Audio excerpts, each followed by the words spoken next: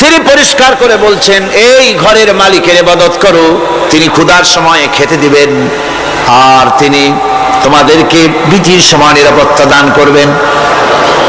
চাউলের অভাব হবে না, পাটের অভাব হবে না, খাদ্যের অভাব হবে না, কারণ দুটি জিনিস যদি তোমরা করতে পারো খাবারের অভাব হবে না।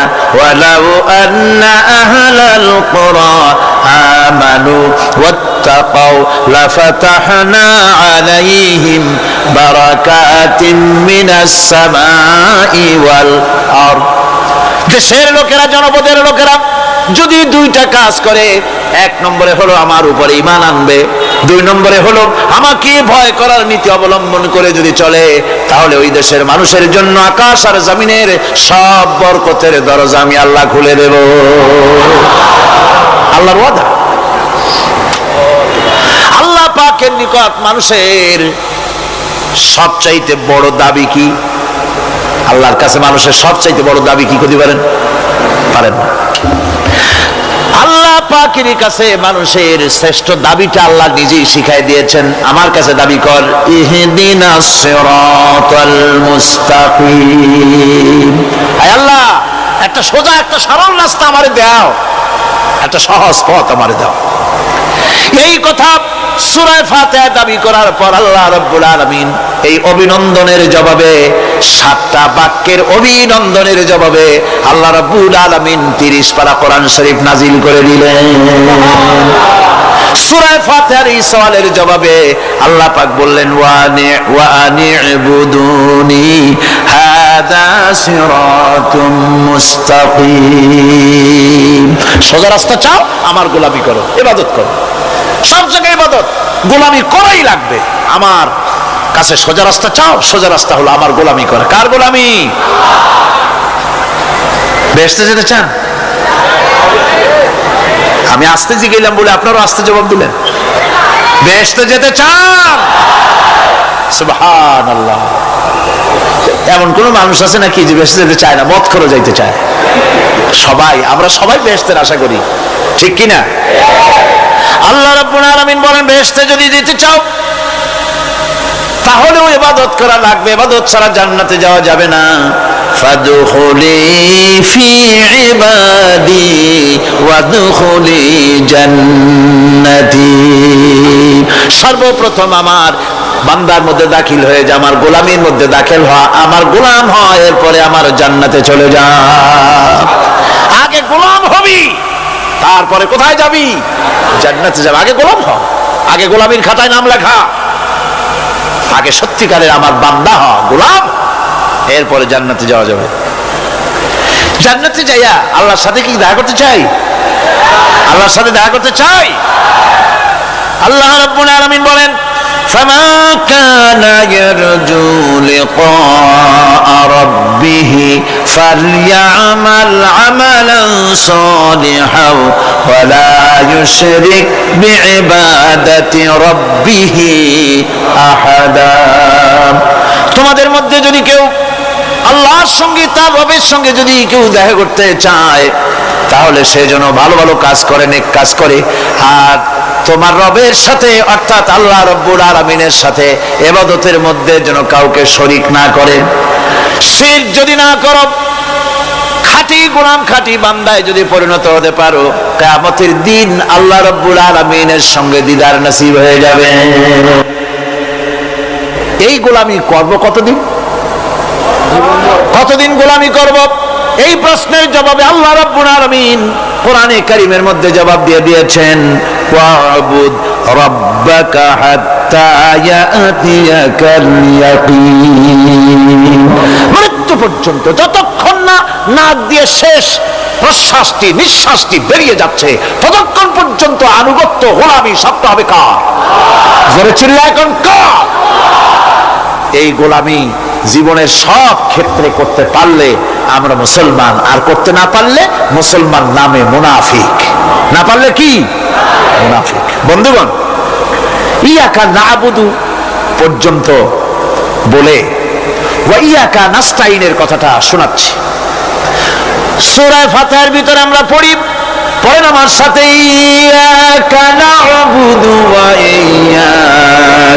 নাস্তাঈন। হে আল্লাহ, একমাত্র তোমার গোলামি করি আর একমাত্র তোমার কাছে সাহায্য চাই, তুমি ছাড়া কারো কাছে সাহায্য। এটা কি ঠিক? এটা কি আমাদের মনের কথা, ঈমানের কথা?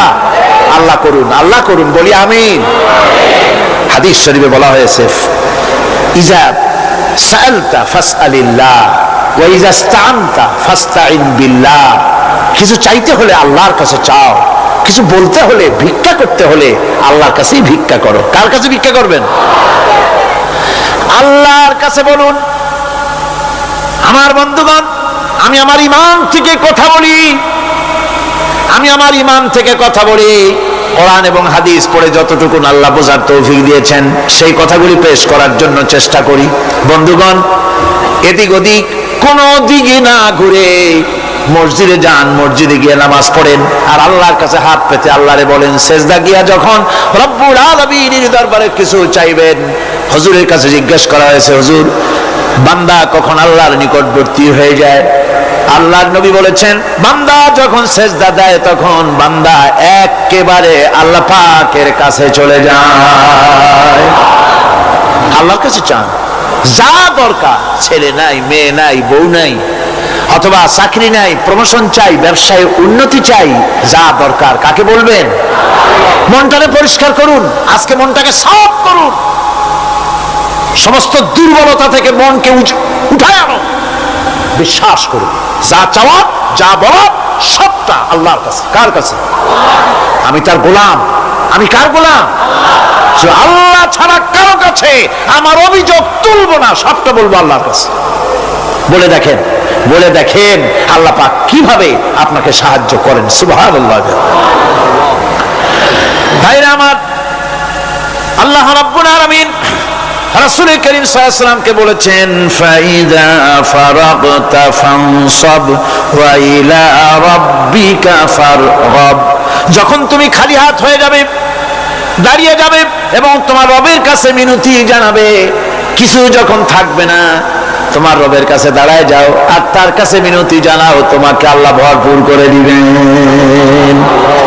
ভান্ডের কোনো অভাব নাই। আমাদের ভান্ড হচ্ছে যত দেব তত কমবে, আর আল্লাহর ভান্ড যত দেয় তত সমান সমান থাকে, মোটেই কমে না, মোটেই কমে না। সুতরাং দয়াল বাবা, বাবাজান, কেবলাজান বাবা কি যে কবে আর কি করবে দিশা করতে পারে না। গান বাজনা, তারপরে গোসল শরীফ, কি জানি হাবিজাবি শরীফ, কোন শেষ বেদাত দিয়ে ভরে গেছে। এগুলি বিশ্বাস করবেন না, বেদাত খারাফা, এর সাথে মুসলমানের কোনো সম্পর্ক নাই। গান বাজনার সাথে মুসলমানের কোনো সম্পর্ক। হাতে কতগুলো ঢোল নিয়ে তারপরে মাজারের কাছে গিয়ে ঢোল বাজায়, কবরের কাছে, মাথায় কতগুলো চুল, দাঁতে ময়লা, মোষগুলা ঠোঁট দুইটা ঢাইকিয়া দাড়ির কাছে এসে পড়ছে। হায় হায় রে, এই রকমের মোষ আমি মাঝে মধ্যে চিন্তা করি যে দই খায় কেমনে এরা, গাঁজা মদ খাইয়া এগুলো মাজার মধ্যে গিয়ে পড়ে থাকে। আর কি জানি আছে ওইটারে ঘষে আর বলে মদিনা যাব কেমনে, মদিনা যাব। কারণ তুই মদিনা যাবি কেমনে? মদ খেয়ে গাঁজা খেয়ে তুই যাবি মদিনা? একটা কথা হইল? তোর নাপাক কদম আল্লাহ পাকের আরদে মুকাদ্দাসে উঠতে পারে না। বদকার, জিনাকার, শারাবি, কাবাবি আল্লাহ পাকের নাফরমান। কতগুলা শালু কাপড় গায়ে দিয়া, মাথায় কতগুলা চুল রেখা, তারপরে গ্রামের নামে শরীফ। আশ্চর্য কথা, এই গ্রামের নাম শরীফ, ওই গ্রামের নামের মাথায় গিয়া শরীফ। শরীফ তো মক্কা শরীফ, মদিনা শরীফ, কোরআন শরীফ, হাদিস শরীফ। আর শরীফের দরকার নাই। শরীফের জাত মারছে গ্রামে গ্রামে শরীফ লাগাইয়া, কর্ণফুলী শরীফ, চন্দ্রকোনা শরীফ। আশ্চর্য কথা, শরীফ শব্দের একটা ইজ্জত থাকা উচিত, ঠিক কিরকম? আপনাদেরকে সতর্ক হতে হবে। আনুগত্য এবং গোলামি সকল ব্যাপারে আল্লাহ পাকের করতে হবে, চাইতে হবে কার কাছে? আল্লাহর কাছে। আমার এই কথা আপনাদের মনে আছে কিনা জানি না। সম্রাট শাহজাহানের সময় এক ফকির, এক ভিক্ষুক ভিক্ষা করে বেড়াতো। 70-80 বছর বয়স হয়ে গিয়েছে। এক লোক বলছে, সারা জীবন তো তোমার ছোটবেলা থেকে ভিক্ষা করতে দেখলাম। সে বলল, মানুষের দেয় তো 2 পয়সা 1 পয়সা, ভিক্ষা ছাড়া করবোটা কি? লোকটি বলল, তোমার একটা পরামর্শ দেই, একদিন সম্রাটের কাছে গিয়ে যে দেখো, একবারে যা দেবে খাইয়া কুলাইতে পারবা না। সম্রাট শাহজাহান কোথায় আছে এখন? দেখো গিয়ে মসজিদে আছে। লোকটি মসজিদের বাইরে গিয়ে দেখে সম্রাট একা হাত তুলে বসে আছে, চোখ থেকে পানি পড়তেছে দর দর করে, দাড়ি ভিজে জামায় পড়তেছে, বহুক্ষণ দাঁড়িয়ে আছে। এরপরে সম্রাট তার মুনাজাত শেষ করে বেরিয়ে আসছেন। ফকিরের সঙ্গে দেখা। ফকির বলল, আসসালামু আলাইকুম। তিনি বললেন, ওয়ালাইকুম আসসালাম ওয়া রাহমাতুল্লাহ। ফকির রওনা করেছে। বাদশা বলছে, তুমি তো একজন ভিক্ষুক মানুষ বলি মনে হয়, আমার কাছে তো কেউ কিছু না চাইয়া যায় না, তুমি যে কিছু না চেয়েই চলে যাচ্ছ। ভিক্ষুক বলছে, জাহাপানা, সত্যি কিছু চাইতে এসেছিলাম আপনার কাছে, কিন্তু আপনার অবস্থা দেখে আমার জ্ঞানের চোখ খুলে গেছে। আমি দেখতে পেলাম আমি যে সম্রাটের কাছে ভিক্ষা চাইতে আসলাম, আমি তো শুধু তাকায় আছি, আমি তো কান্দি না, বরং আমি যার কাছে চাইতে এসেছি তিনি আমার চাইতে আরো নগণ্য ভিক্ষুকের মতো হয়ে কার কাছে যেন হাত পেতে চোখের পানি ফেলে কান্দে। মনে মনে ভাবলাম, সম্রাট কান্দে যে সম্রাটের কাছে, ওই আল্লাহ সারা জীবনে কারো কাছে কিছু চাইব না। আল্লাহর কাছে চাওয়ার অভ্যাস করুন, তিনি দিতে পারেন, সবকিছু তার আছে। এই বিশ্বাস মনের ভিতরে জমাতে হবে, তাহলেই সত্যিকারের মুসলমান আমরা হব। আল্লাহ পাক সত্যিকারের গোলাম আমাদেরকে বানাবেন। আমরা বলি আমিন। তাওহীদ বোঝা যাবে না শিরক না জানলে, শিরক বোঝা যাবে না তাওহীদ না জানলে, দিন বোঝা যায় না রাত না বুঝলে, রাত বোঝা যায় না দিন না হলে, টক বোঝা যায় না মিষ্টি না হলে, মিষ্টি বোঝা যায় না টক বা তিতা না হলে। কথা বুঝতে পেরেছেন? একটার বিপরীত আর একটা, এটাকে বুঝতে হবে। সুতরাং শিরক এটা হচ্ছে আন্দাজ আর অনুমানের উপর। শিরকের ভিত্তি আন্দাজ আর অনুমান। শিরকের ভিত্তি কি? এ কথাগুলি আমার না, আমি কার কথা শোনাতেছি? আমি কি কিসসা কাহিনী শোনাচ্ছি? গাঁজাখুরি গল্প? আল্লাহর কথা। আমার আল্লাহ পাক বলছেন, আলা ইন্না লিল্লাহি মান ফিস সামাওয়াতি ওয়া মান ফিল আরদ। জেনে রাখো, আসমানের বাসিন্দা হোক আর জমিনের বাসিন্দা হোক, সব হচ্ছে আল্লাহর মালিকানাধীন। কার মালিকানাধীন? ওয়া মা ইয়াত্তাবিউল্লাযীনা ইয়াদউনা মিন দুনিল্লাহি শুরাকা। যারা আল্লাহকে ছাড়া মন গড়া শরীকদারকে ডাকে, আল্লাহরে বাদ দিয়া অন্য শরীকদের যারা ডাকে, তারা এটা ডাকে কিভাবে? ইয়াত্তাবিউনা ইল্লায-যন্না ওয়া ইনহুম ইল্লা ইয়াখরুসুন। তারা নিছক আন্দাজ এবং অনুমানের অনুসারী, আর শুধু কল্পনাই করে। সব কল্পনা, কোনো দলিল নাই। মাজারে গিয়া কিছু চাওয়া, এর কি কোনো দলিল আছে? রাসূলুল্লাহ এরকম করেছেন, সাহাবায়ে কেরাম এরকম করেছেন? আগরবাতি দেওয়া, মোমবাতি দেওয়া, চাদর দেওয়া, এগুলো রাসূলুল্লাহ করেছেন না সাহাবায়ে কেরাম করেছেন? এগুলি সব আন্দাজ এবং অনুমানের উপরে করা। শিরক হচ্ছে অন্ধ অনুকরণের পরিণতি। ওই দেখছি মা বাপ করেছে, মুরব্বীরা করেছে, তাই করে। আল্লাহ পাক বলছেন, যদি তাদের জিজ্ঞেস করে সব কাজ করো কেন তারা? রব্বুল আলামিন বলেন, হাউলাই মা ইয়াবুদুনা ইল্লা কামা ইয়াবুদু আবাউহুম মিন ক্বাবল। হে নবী, এরা সেই মিথ্যা খোদাদের ইবাদত করে। কেন করে? প্রশ্ন করা হলে তারা এই জন্যই করে যে তাদের বাপ দাদারে করতে দেখেছে, তাই বাপ দাদাদের অনুসরণ তারা করে, অনুকরণ করে, আন্দাজের উপরে, অনুমানের উপরে। তাদের কাছে কোনো দলিল নাই। এই শিরক থেকে ফিরে থাকার জন্য সূরা লোকমানের মধ্যে দেখুন, হযরতে লোকমান তিনি তার সন্তানকে ডেকে বলছেন, ইয়া বুনাইয়া ইয ক্বালা লোকমানু লিবনিহি ওয়া হুয়া ইয়াইযুহু ইয়া বুনাইয়া লা তুশরিক বিল্লাহ ইন্নাশ শিরকা লাযুলমুন আযীম। ইয়া বুনাইয়া, হে আমার নান্না মুন্না লাডলা, হে আমার কলিজার টুকরা সন্তান, ইয়া বুনাইয়া লা তুশরিক বিল্লাহ, খবরদার আল্লাহর সাথে শরীক স্থাপন করো না। ইন্নাশ শিরকা লাযুলমুন আযীম। শিরক হচ্ছে মস্ত বড় অপরাধ। যারা শিরক করে তারা অপমানিত্বের শেষ পর্যায়ে চলে যায়। তারা অপমানিত হয়। কিরকম? ومن يشرك بالله فكأنما خر من السماء فتخطفه الطير أو تهوي به الريح في مكان سحيق। আল্লাহর সাথে যারা শিরক করে সে যেন আকাশ থেকে পড়ে গেল। কার কথা এটা? যে ব্যক্তি শিরক করলো সে যেন আকাশ থেকে পড়ে গেল, আর পাখি যেন তাকে মহাশূন্য থেকে ছো মেরে নিয়ে গেল, বাতাস যেন তাকে এক বিরাট প্রান্তরে নিয়ে বিন্দু বিন্দু করে ছিন্ন ভিন্ন করে দিল। তার মানে হলো আকাশ থেকে পড়ে যাওয়ার অর্থ হলো তাওহীদের অবস্থান থেকে সরে যাওয়া। পাখিতে ছো মারার অর্থ হলো যখন সে শিরক করে তখন শয়তানের সে ফুটবল হয়ে যায়। শয়তানের কি হয়? শয়তানের ফুটবল হয়ে যায়। বাতাস উড়িয়ে নেওয়ার অর্থ হলো লালসা এবং নফসের প্রবৃত্তির ভিতরে লোকটি নিমজ্জিত হয়ে যায়। সুতরাং অপমান এবং লাঞ্ছনা পাওনা থাকে যারা শিরক করে তাদের জন্য।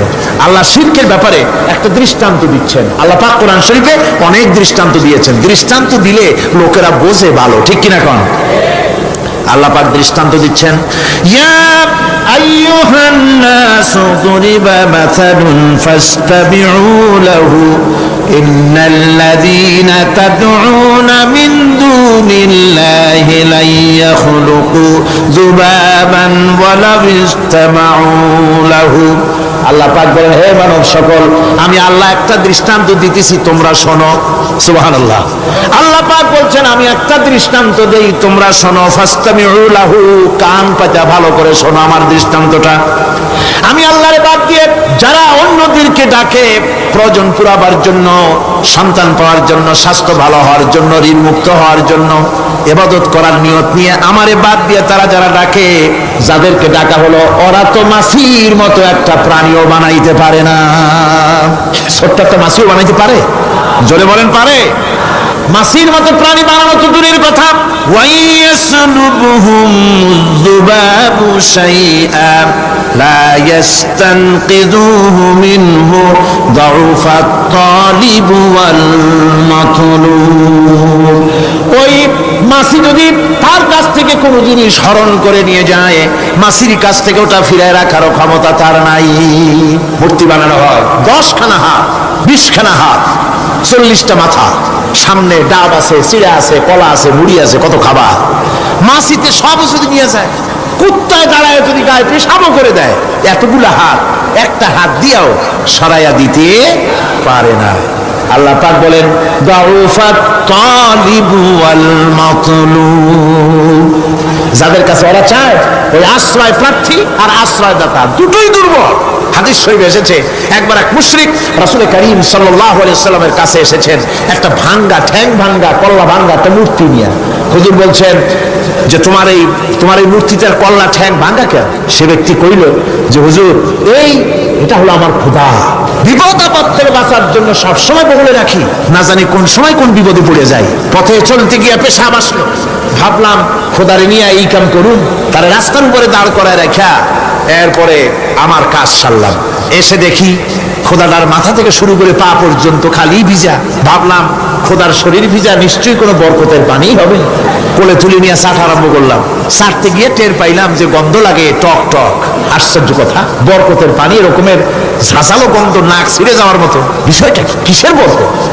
এদিক ওদিক তাকায় দেখি দূরে একটা কুত্তা দাঁড়ানো, আর তার নিচের থেকে পানি টপকাচ্ছে। তখন বুঝলাম কি বরকতের পানি। কয় হুজুর, মেজাজটা খারাপ হয়ে গেল। খোদাটা ঠ্যাং না ধরিয়া ঠ্যাং ধরে বললাম, তুই খোদা না হুদা? কুত্তার পেশাব দিয়া নিজের বাঁচাইতে পারো না, আমারে বাঁচাবি কেমনে? হুজুর জিজ্ঞেস করলেন, আমার কাছে কেন এসেছো? মুশরিক ব্যক্তি বলছি, ইয়া রাসূলুল্লাহ, জীবনের ভুল বুঝতে পেরেছি, আমি এখন তাওহীদের শরবত পান করতে এসেছি। নবীজি বললেন, পড়ো লা ইলাহা ইল্লাল্লাহু মুহাম্মাদুর রাসূলুল্লাহ।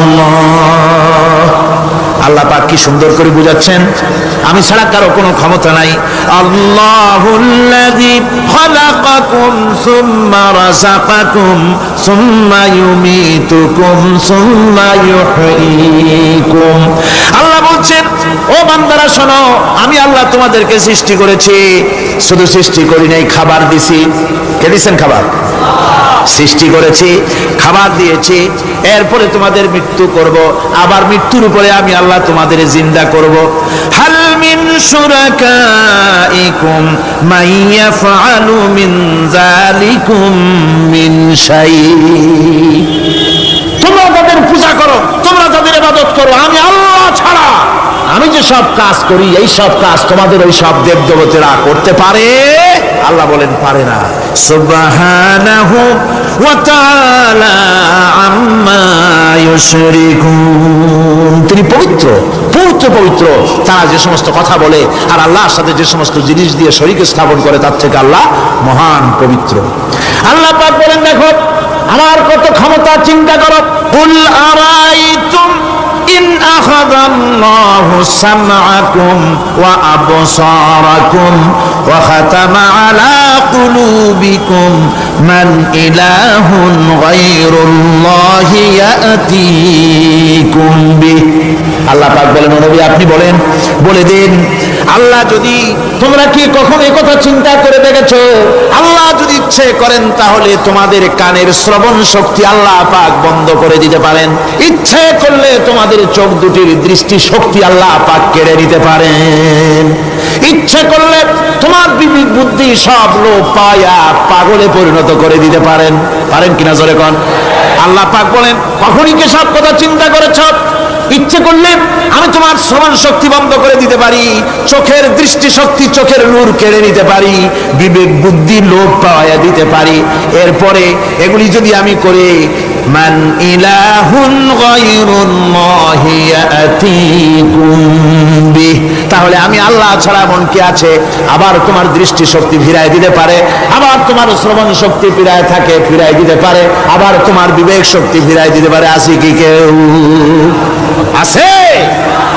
আল্লাহ পাক বলেন নবী আপনি বলেন আমার নিয়ামত খায় লাভালাভি করো, আমার নিয়ামত খাও, পানি খাও, মাছ খাও, গোশত খাও, যে পানি না হলে তোমাদের জীবন বাঁচে না।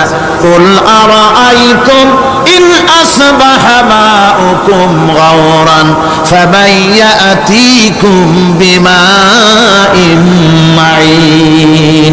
নবী বলে দিন সমুদ্রের পানি, দরিয়ার পানি, কুয়ার পানি, পাতালের পানি, সমস্ত পানি যদি আমি আল্লাহ শুকায় দেই তাহলে এমন কোন খোদা তোমার আছে নতুন করে পানি আমদানি করে দিতে পারে? কি সুন্দর করে আল্লাহ বুঝাচ্ছেন। সুবহানাল্লাহ, সুবহানাল্লাহ। আল্লাহ পাক আবার বলেন শোনো বান্দারা, ও নবী আপনি মানুষকে ভালো করে বুঝান। কুল আরাইতুম ইন জাআলাল্লাহু আলাইকুমুল লাইলা সারমাদান ইলা ইয়াউমিল কিয়ামাহ। ও নবী ভালো করে বুঝান, আমি যদি এই রাত্রটাকে টেনে কিয়ামত পর্যন্ত লম্বা করে দেই, এই রাত যদি আর সকাল না হয়, মান ইলাহুন গায়রুল্লাহি ইয়াতিকুম বিদিয়া, আমি আল্লাহ ছাড়া কে আছে রাতের অন্ধকার দূর করে দিয়ে সূর্যের আলো এনে দিতে পারে? আছে কেউ? আফালা তাসমাউন, তোমরা শুনতে পাও না? কান নাই? আল্লাহ পাক বলছেন শুনতে পাও না? ইচ্ছে করলে আমি তা করতে পারি। শুধু তাই নয়, কুল আরাইতুম ইন জাআলাল্লাহু আলাইকুমুন নাহারা সারমাদান ইলা ইয়াউমিল কিয়ামাহ, আমি যদি ইচ্ছে করি দিনটাকে টেনে নিয়ে কিয়ামত পর্যন্ত লম্বা করে দিতে পারি। মান ইলাহুন গায়রুল্লাহি ইয়াতিকুম বিলাইলিন তাসকুনুনা ফীহি আফালা তুবসিরুন, তাহলে আমি আল্লাহ ছাড়া কোন শক্তি এমন আছে যে দিনের এই আলোর ঝলকানি দূর করে দিয়ে রাতের পর্দা এনে তোমার জন্য শান্তির ঘুম এনে দিতে পারে, শান্তিপূর্ণ পরিবেশ সৃষ্টি করে দিতে পারে? কে আছে আমি আল্লাহ ছাড়া? তোমরা কি দেখতে পাও না? শুনতে পাও না? কান নাই? চোখ নাই?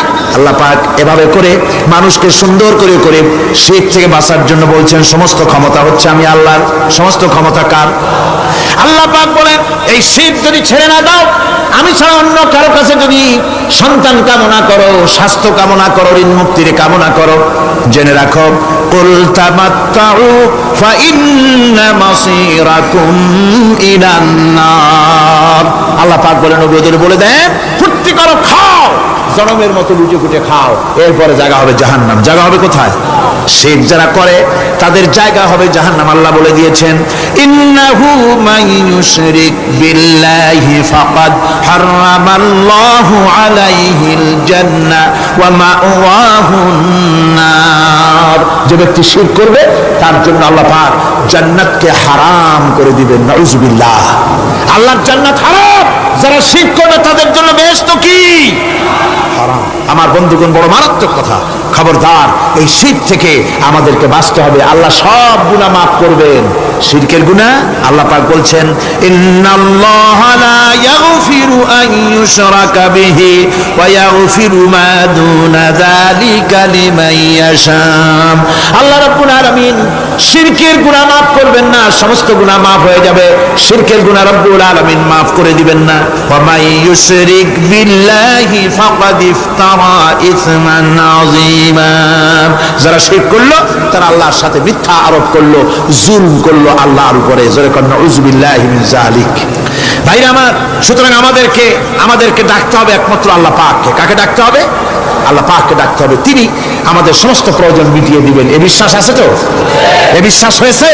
আল্লাহ পাক বলছেন, ওয়ালা তাদউ মিন দুনিল্লাহি মা লা ইয়ানফাউকা ওয়ালা ইয়াদুররুকা ফাইন ফাআলতা ফাইন্নাকা ইযাম মিনাজ জালিমিন। আল্লাহকে ছেড়ে এমন শক্তিকে কেন ডাকো যে শক্তি তোমার কোনো ফায়দা করতে পারবে না, কোনো ক্ষতিও করতে পারবে না, এমনকি ওরা নিজেদেরও কোনো উপকার করতে পারে না। আল্লাহ পাক আরো বলেন, ওয়াইয়ামসাসকাল্লাহু বিদুররিন ফালা কাশিফা লাহু ইল্লা হুয়া। আল্লাহ পাক যদি কোনো বিপদ দেন, ওই বিপদ থেকে তোমাকে কেউ ফিরাইয়া দিতে পারে না। ওয়াইয়ুরিদিকা বিখাইরিন ফালা রাদ্দা লিফাদলি।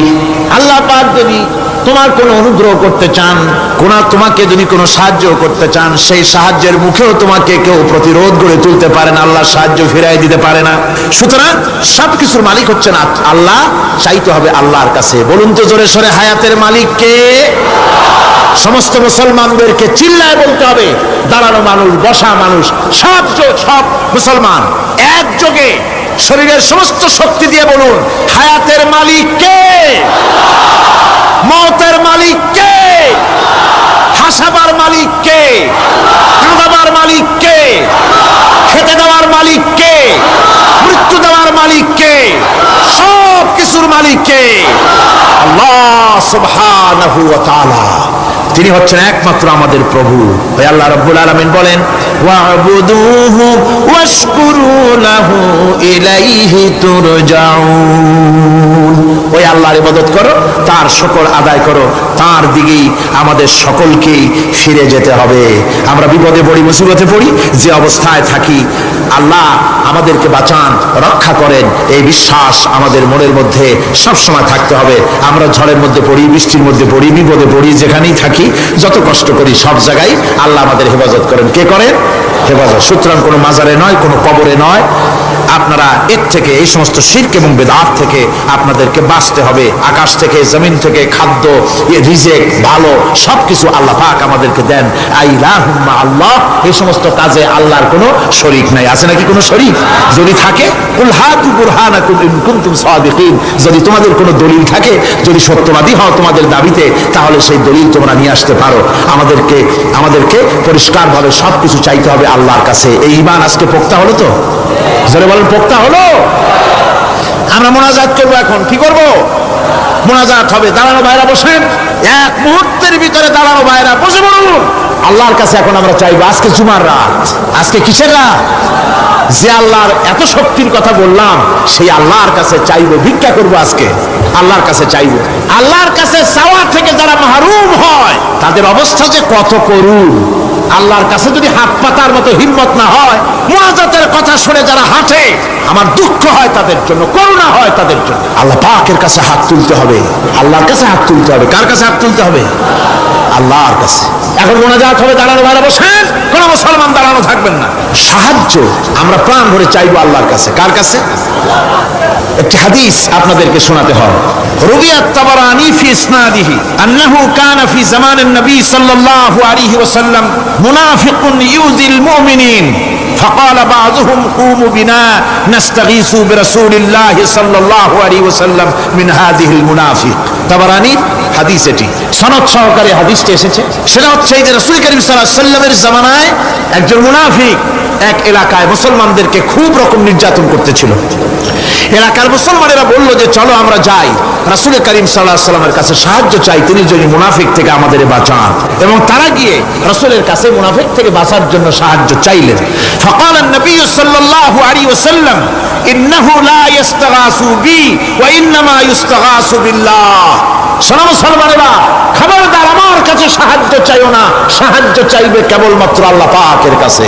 সাহায্য চাইতে হবে আল্লাহ পাকের কাছে। সুতরাং কোরআন থেকে, হাদিস থেকে আপনাদের সামনে কথাগুলি তাওহীদ এবং শিরকের ব্যাপারে কথাগুলি স্পষ্ট করে বলে দেওয়া হলো।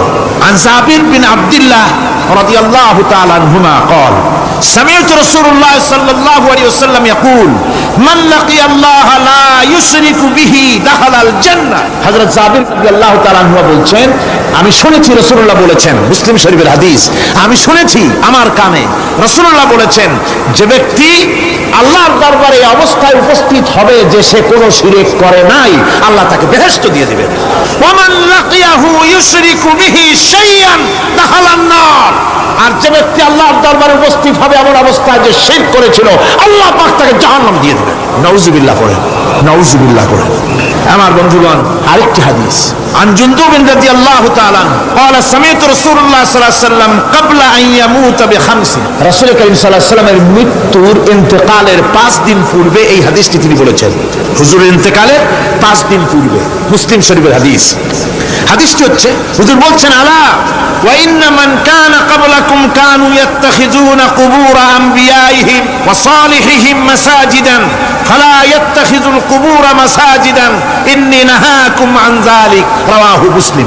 ইন্তেকালের 5 দিন আগে হুজুর বললেন, সাবধান ও আমার উম্মতেরা, তোমাদের আগে যারা এসেছিল এই পৃথিবীতে, তারা তাদের নবীদের কবরগুলিকে সেজদার জায়গা বানিয়েছিল। তারা তাদের নেককার বান্দাদের কবরগুলিকে তারা মসজিদ বানিয়েছিল, সেখানে তারা সেজদা করত। খবরদার, কোন কবরস্থানকে তোমরা সেজদার জায়গা বানিও না। ইন্নী আনহাকুম আন যালিক। আমি কঠোরভাবে তোমাদেরকে নিষেধ করছি, খবরদার কবরগুলিকে সেজদার জায়গা বানিও না। রাসূলুল্লাহ আর বলেছেন, কবর জিয়ারত করতে যে সমস্ত মহিলারা যায়, আমাদের দেশে পুরুষও যায়, মেয়ে লোকও যায়। وعن ابن عباس رضي الله تعالى عنهما لعن رسول الله صلى الله عليه وسلم زائرة القبور والمتخذين عليها المساجد والسروج। রাসূল করিম সাল্লাল্লাহু আলাইহি ওয়াসাল্লাম বলেছেন, ইবনে আব্বাস রাদিয়াল্লাহু তাআলা আনহুমা থেকে এই হাদিস বর্ণিত, তিনি বলেছেন, হুজুর বলেছেন যে খবরদার, যে সমস্ত মহিলারা কবর জিয়ারতে যায়, কবরের স্থানে যারা যায়, তাদের উপরে আল্লাহ রাসূল লানাত করেছেন। আল্লাহ রাসূল তাদের উপরে অভিসম্পাত দিয়েছেন যে সমস্ত মহিলা কবর স্থানে যায় আর কবরে বাতি জ্বালায়, কবরে বাতি জ্বালায়, বাতি যারা কবরে জ্বালায়, চাঁদ জ্বালায়, আল্লাহ রাসূল তাদের উপরে লানাত করেছেন। সুতরাং কবরে আগরবাতি দেওয়া, মোমবাতি দেওয়া, চাদর দেওয়া, এগুলি মুসলমানদের কাজ নয়, এগুলি মুসলমানদের কাজ। আপনারা খবরদার এগুলি করবেন না। সাহায্য করবেন, টাকা দিবেন, পয়সা দিবেন, সব গরিবদের দেবেন, এতিমদের দেবেন, মাদ্রাসা দিবেন, লিল্লা বডিকে দিবেন, মসজিদে দিবেন, গরিব মানুষকে দিবেন, এতিমদেরকে দিবেন, বিধবাদেরকে দিবেন, মুসলমানকে দিবেন। রাজি আছেন? মাজারে আগর না, চাদরবাতি না, মোমবাতি না, কিচ্ছু না। কোন মাজারে গেলেন, বাস আসসালামু আলাইকুম ইয়া আহলাল কুবুর, সূরা ফাতিহা পড়লেন, সূরা ইখলাস পড়লেন, দরুদ শরীফ পড়লেন, দোয়া করে দিলেন, আল্লাহ কবরে যিনি শুয়ে আছেন তারা বলল ভাই সব পৌঁছে দাও, শেষ, কিচ্ছু চাওয়ার নাই। চাইতে হবে আল্লাহর কাছে। কার কাছে? মুসলমান রাজি আছেন? কারা কারা রাজি দেখান, কারা কারা রাজি? আলহামদুলিল্লাহ। আল্লাহ রাব্বুল আলামিন কোরআন শরীফের ভিতরে বলেছেন, লাশ-শামসু ইয়ামবাগি লাহা আন তুদরিকাল কামারা ওয়ালাল লাইলু সাবিকুন নাহার ওয়া কুল্লুন ফি ফালাকি ইয়াসবাহুন। প্রবল জ্ঞানী হইবে যাহারা, আপন মনেতে বুঝিবে তাহারা, রাত্রি পারে না আগে যাইবার, দিনের স্থান করি অধিকার। চন্দ্র বাদে না সূর্যের গায়েতে, সূর্য পারে না চন্দ্রকে ধরিতে, যার যে স্থান বহাল রাখিয়া ভ্রমণ করিছে খোদাকে ডরিয়া। একটি নির্ধারিত সময় সীমা পর্যন্ত আপন আপন কক্ষপথে সব দৌড়াদৌড়ি করবে, কারো সাথে অ্যাক্সিডেন্ট হবে না কারো।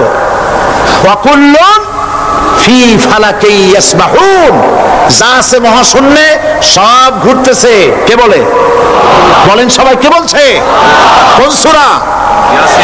সূরা ইয়াসিন। আবার শুনুন, আল্লাহ পাক ফয়সালা দিচ্ছেন, ঘোরে কেডা? শুধু সূর্য ঘোরে না, শুধু চন্দ্র ঘোরে না, আল্লাহ মহাশূন্যে যা রেখেছেন সব ঘুরতেছে, সবই সন্তরণশীল, সব গতিশীল। সুতরাং ফয়সালা তো আল্লাহর কাছ থেকে নিতে হবে। পৃথিবী সৃষ্টি করেছেন, মানব গোষ্ঠী সৃষ্টি করেছেন এবং মানুষের প্রয়োজন মিটিয়েছেন। এই মানুষগুলিকে কে সৃষ্টি করেছে? মানুষ সৃষ্টির ব্যাপারেও দার্শনিকরা মানুষদেরকে বিভ্রান্ত করে। যা কলেজে বিশ্ববিদ্যালয়ে পড়ানো হয়, এই কোরআন শরীফ বিশ্ববিদ্যালয়ে পড়ানো হয়? হ্যাঁ হয়। কয়েকটা আয়াত, কয়েকটা সূরা পরীক্ষায় পাস করার জন্য একটু একটু অপশনাল রেখে দেওয়া হয়েছে। বর্তমান যে শিক্ষা কমিশন, শামসুল হক শিক্ষা কমিশন রিপোর্ট মন্ত্রী পরিষদে অনুমোদন করেছে বর্তমান সরকার। এই শিক্ষানীতিতে বলা হয়েছে ক্লাস 1 থেকে নিয়ে ক্লাস 5 পর্যন্ত ধর্মীয় শিক্ষা দিতে দেওয়া হবে না। তাহলে ক্লাস 5 পর্যন্ত যদি ধর্মীয় শিক্ষা না থাকে, তাহলে ক্লাস 6-7-এ ওঠার পর আলিফ জাওরা বাজাবর বা আনাকুম জানাকুম ছেলেরা পড়বে? মেয়েরা পড়বে? আসল উদ্দেশ্য হলো ইসলাম থেকে জাতিকে দূরে সরাবার জন্য ষড়যন্ত্র। এই সরকারের প্রণীত শিক্ষানীতি আমরা মানি না। আপনারা মানেন? যেই মাদ্রাসা মানুষের চরিত্র সৃষ্টি করে, বর্তমান সরকার সেই মাদ্রাসাগুলি একটা একটা করে ধ্বংস করার পরিকল্পনা গ্রহণ করেছে। সুতরাং আসল শিক্ষা হলো কোরআনের কাছে। আসল শিক্ষা কোথায়? কোরআনের কাছে। কোরআন যদি শেখানো হতো, কোরআন যদি শেখানো হতো কলেজে বিশ্ববিদ্যালয়, তাহলে গতকাল চট্টগ্রাম বিশ্ববিদ্যালয় থেকে যেসব ছেলেরা বিশ্ববিদ্যালয় কর্তৃপক্ষ কর্তৃক বরাদ্দকৃত, হাইজ্যাক করা নয়, বরাদ্দকৃত 4খানা বাস দিয়ে কোরআন শুনতে আসতে চেয়েছিল, বর্তমান সরকারের তথাকথিত সোনার ছেলেরা আসতে দিল না। কোরআন যদি তারা পড়তো, তাহলে কোরআন শরীফ শুনতে তারাও আসতো। কপাল পোড়া। জোরে বলেন কি? আরো জোরে বলেন কি? কপাল পোড়া।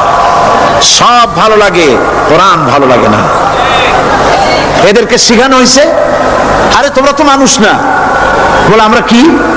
তো তোমাদের ডারউইন বাবাজি বলে নাই, শোনো নাই? কি পড়ো টড়ো তোমরা, বুদ্ধি শুদ্ধি রাখো না। ডারউইন বলেছে, থিওরি অফ ইভলিউশনের মধ্যে বলেছেন মানুষ মানুষ না। বলে কি? মানুষ হলো বান্দর। কপাল পোড়া। কি কপালে লেখা থাকে? কাজে কামে প্রকাশ হয়ে যায়। ডারউইন বলল মানুষ মানুষ না। আলফ্রেড বললেন মানুষ হলো মানুষ মানুষই ঠিক, তবে মানুষ হলো সেক্স সর্বস্ব জীব। সেক্স সমস্যার সমাধান করলে মানুষের সব সমস্যার সমাধান হয়ে যাবে। কার্ল মার্কস বললেন মানুষ হলো পেট সর্বস্ব জীব, পেট সমস্যার সমাধান করে দিলে সব সমস্যা শেষ। আর ডারউইন বললেন মানুষ মানুষই না, মানুষ কি? বলে বান্দর।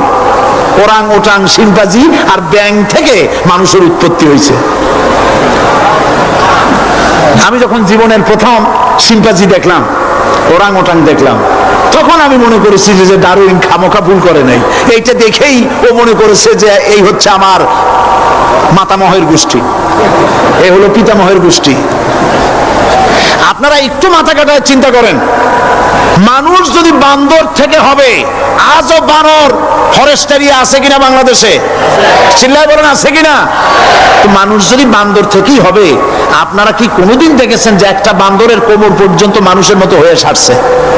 আর কিছুদিন গেলেই পুরো মানুষ হয়ে যাবে।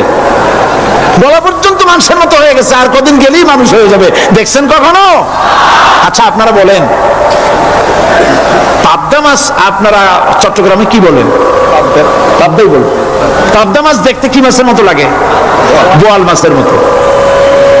কোন পাগলে কি বলছে কথা যে বোয়ালের পূর্বপুরুষ পাবদা?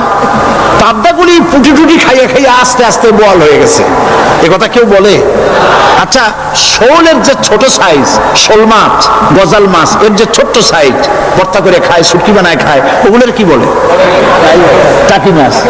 এই টাকি মাছ দেখতে শোল মাছের মতো। কেউ পাগলকে আজ পর্যন্ত বলেছে যে শোল মাছের পূর্বপুরুষ টাকি, টাকিগুলা সার মার খাইয়া আস্তে আস্তে শৌলে পরিণত হয়ে গেছে? কেউ বলেছে? বলো। ডারউইন কয় বোতল খাইয়া যে এই মতবাদ লিখছে আল্লাহই বারো জানে। যে বান্দরের থেকে মানুষ আবিষ্কার হয়েছে, নাউজুবিল্লাহ। এগুলি পড়ানো হয় কলেজে, বিশ্ববিদ্যালয়, তাই আমাদের সোনার ছেলেরা বান্দরামি করে। ওদের যদি পড়ানো হইতো তোমরা বান্দরের গোষ্ঠী নও, তোমরা মানুষ। মর্যাদা কার বেশি, বান্দরের না মানুষের? এ পৃথিবীর প্রথম মানুষকে আদম আলাইহিস সালাম। আদম হইছেন কি দিয়ে? মাটি দিয়ে। আল্লাহ রাব্বুল আলামিন যিনি মানুষ সৃষ্টি করেছেন, তিনি কোরআন শরীফের ভিতরে বলে দিয়েছেন, আমি প্রথমেই বলেছি, আপনারা লক্ষ্য করুন, এই কোরআন তাবিজের কিতাব নয়, এই কোরআন তদবিরের কিতাব নয়, ঝাড়ফুঁকের কিতাব নয়। কোরআন হলো পৃথিবীর মানুষের জন্য কোড অফ লাইফ, পূর্ণাঙ্গ জীবন বিধান। সবকিছু আল্লাহ পাক কোরআনের ভিতরে বলে দিয়েছেন, কোন জিনিস বাদ দেন নাই। আপনি আমি কেমনে সৃষ্টি হয়েছি আল্লাহ পাক কোরআনের ভিতরে বলেছেন, ইন্না খালাকনাকুম মিন তুরাবিন সুম্মা মিন নুতফাতিন সুম্মা মিন আলাকাতিন সুম্মা মিন মুদগা। নিষ্প্রাণ মাটি দিয়ে তোমাকে উৎপন্ন করা হয়েছে, নিষ্প্রাণ মাটি উপাদান দিয়ে তোমাকে তৈরি করা হলো। মায়ের পেটের ভিতরে এক ফোঁটা নাপাক পানি জমাট রক্তে পরিণত হয়ে গেল, জমাট রক্ত আস্তে করে গোস্ত পিণ্ড হলো, গোস্ত পিণ্ডকে সুন্দর করে সাজায়া হাড্ডি গুড্ডি বানায়া স্ট্রাকচার তৈরি করে তার উপরে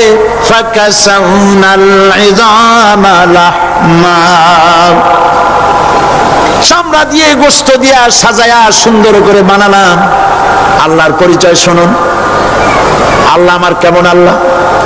মায়ের পেটের ভিতরে সন্তান বানায়া এরপরে যখন রূহ দেওয়া হয়েছে, ক্ষুধা লেগেছে, খাবারের প্রয়োজন হয়েছে, আল্লাহ রাব্বুল আলামিন ওই কচি বান্দা মায়ের পেটে বসে কি খাবে, সেজন্য তার মা চিন্তা করে নাই, বাবা চিন্তা করে নাই, সরকার চিন্তা করে নাই।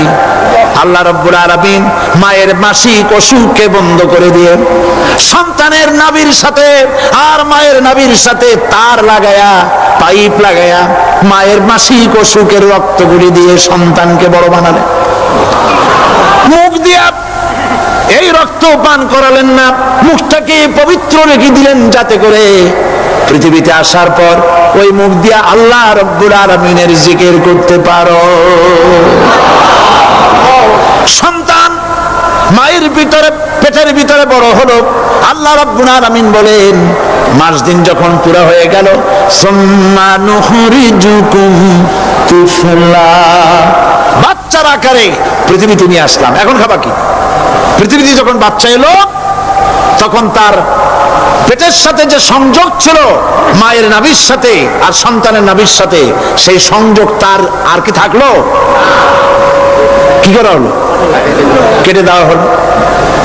লক্ষ্য করুন, খাবারের জন্য একটি মাত্র পাইপ আল্লাহ লাগাইছিলেন, পৃথিবীতে সন্তান আসার সঙ্গে সঙ্গে পাইপটা কেটে দেওয়া হলো।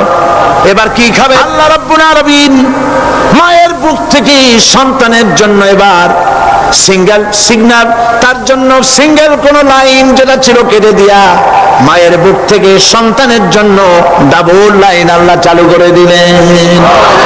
এমন দুধ বানাই দিলেন যা শুধু খাবার নয়, শুধু ফুড ভ্যালু নয়, এই দুধের ভিতরে ক্যালসিয়াম, এর মধ্যে ভিটামিন, এর মধ্যে আয়রন, এর মধ্যে মেডিসিন। দুনিয়ার এই সন্তান ছিল ফি কারারিম মাকিন, সুরক্ষিত জায়গার ভিতরে ছিল, কোনো পলিউশন সেখানে যেতে পারতো না, রোগের জার্ম সেখানে যেতে পারতো না।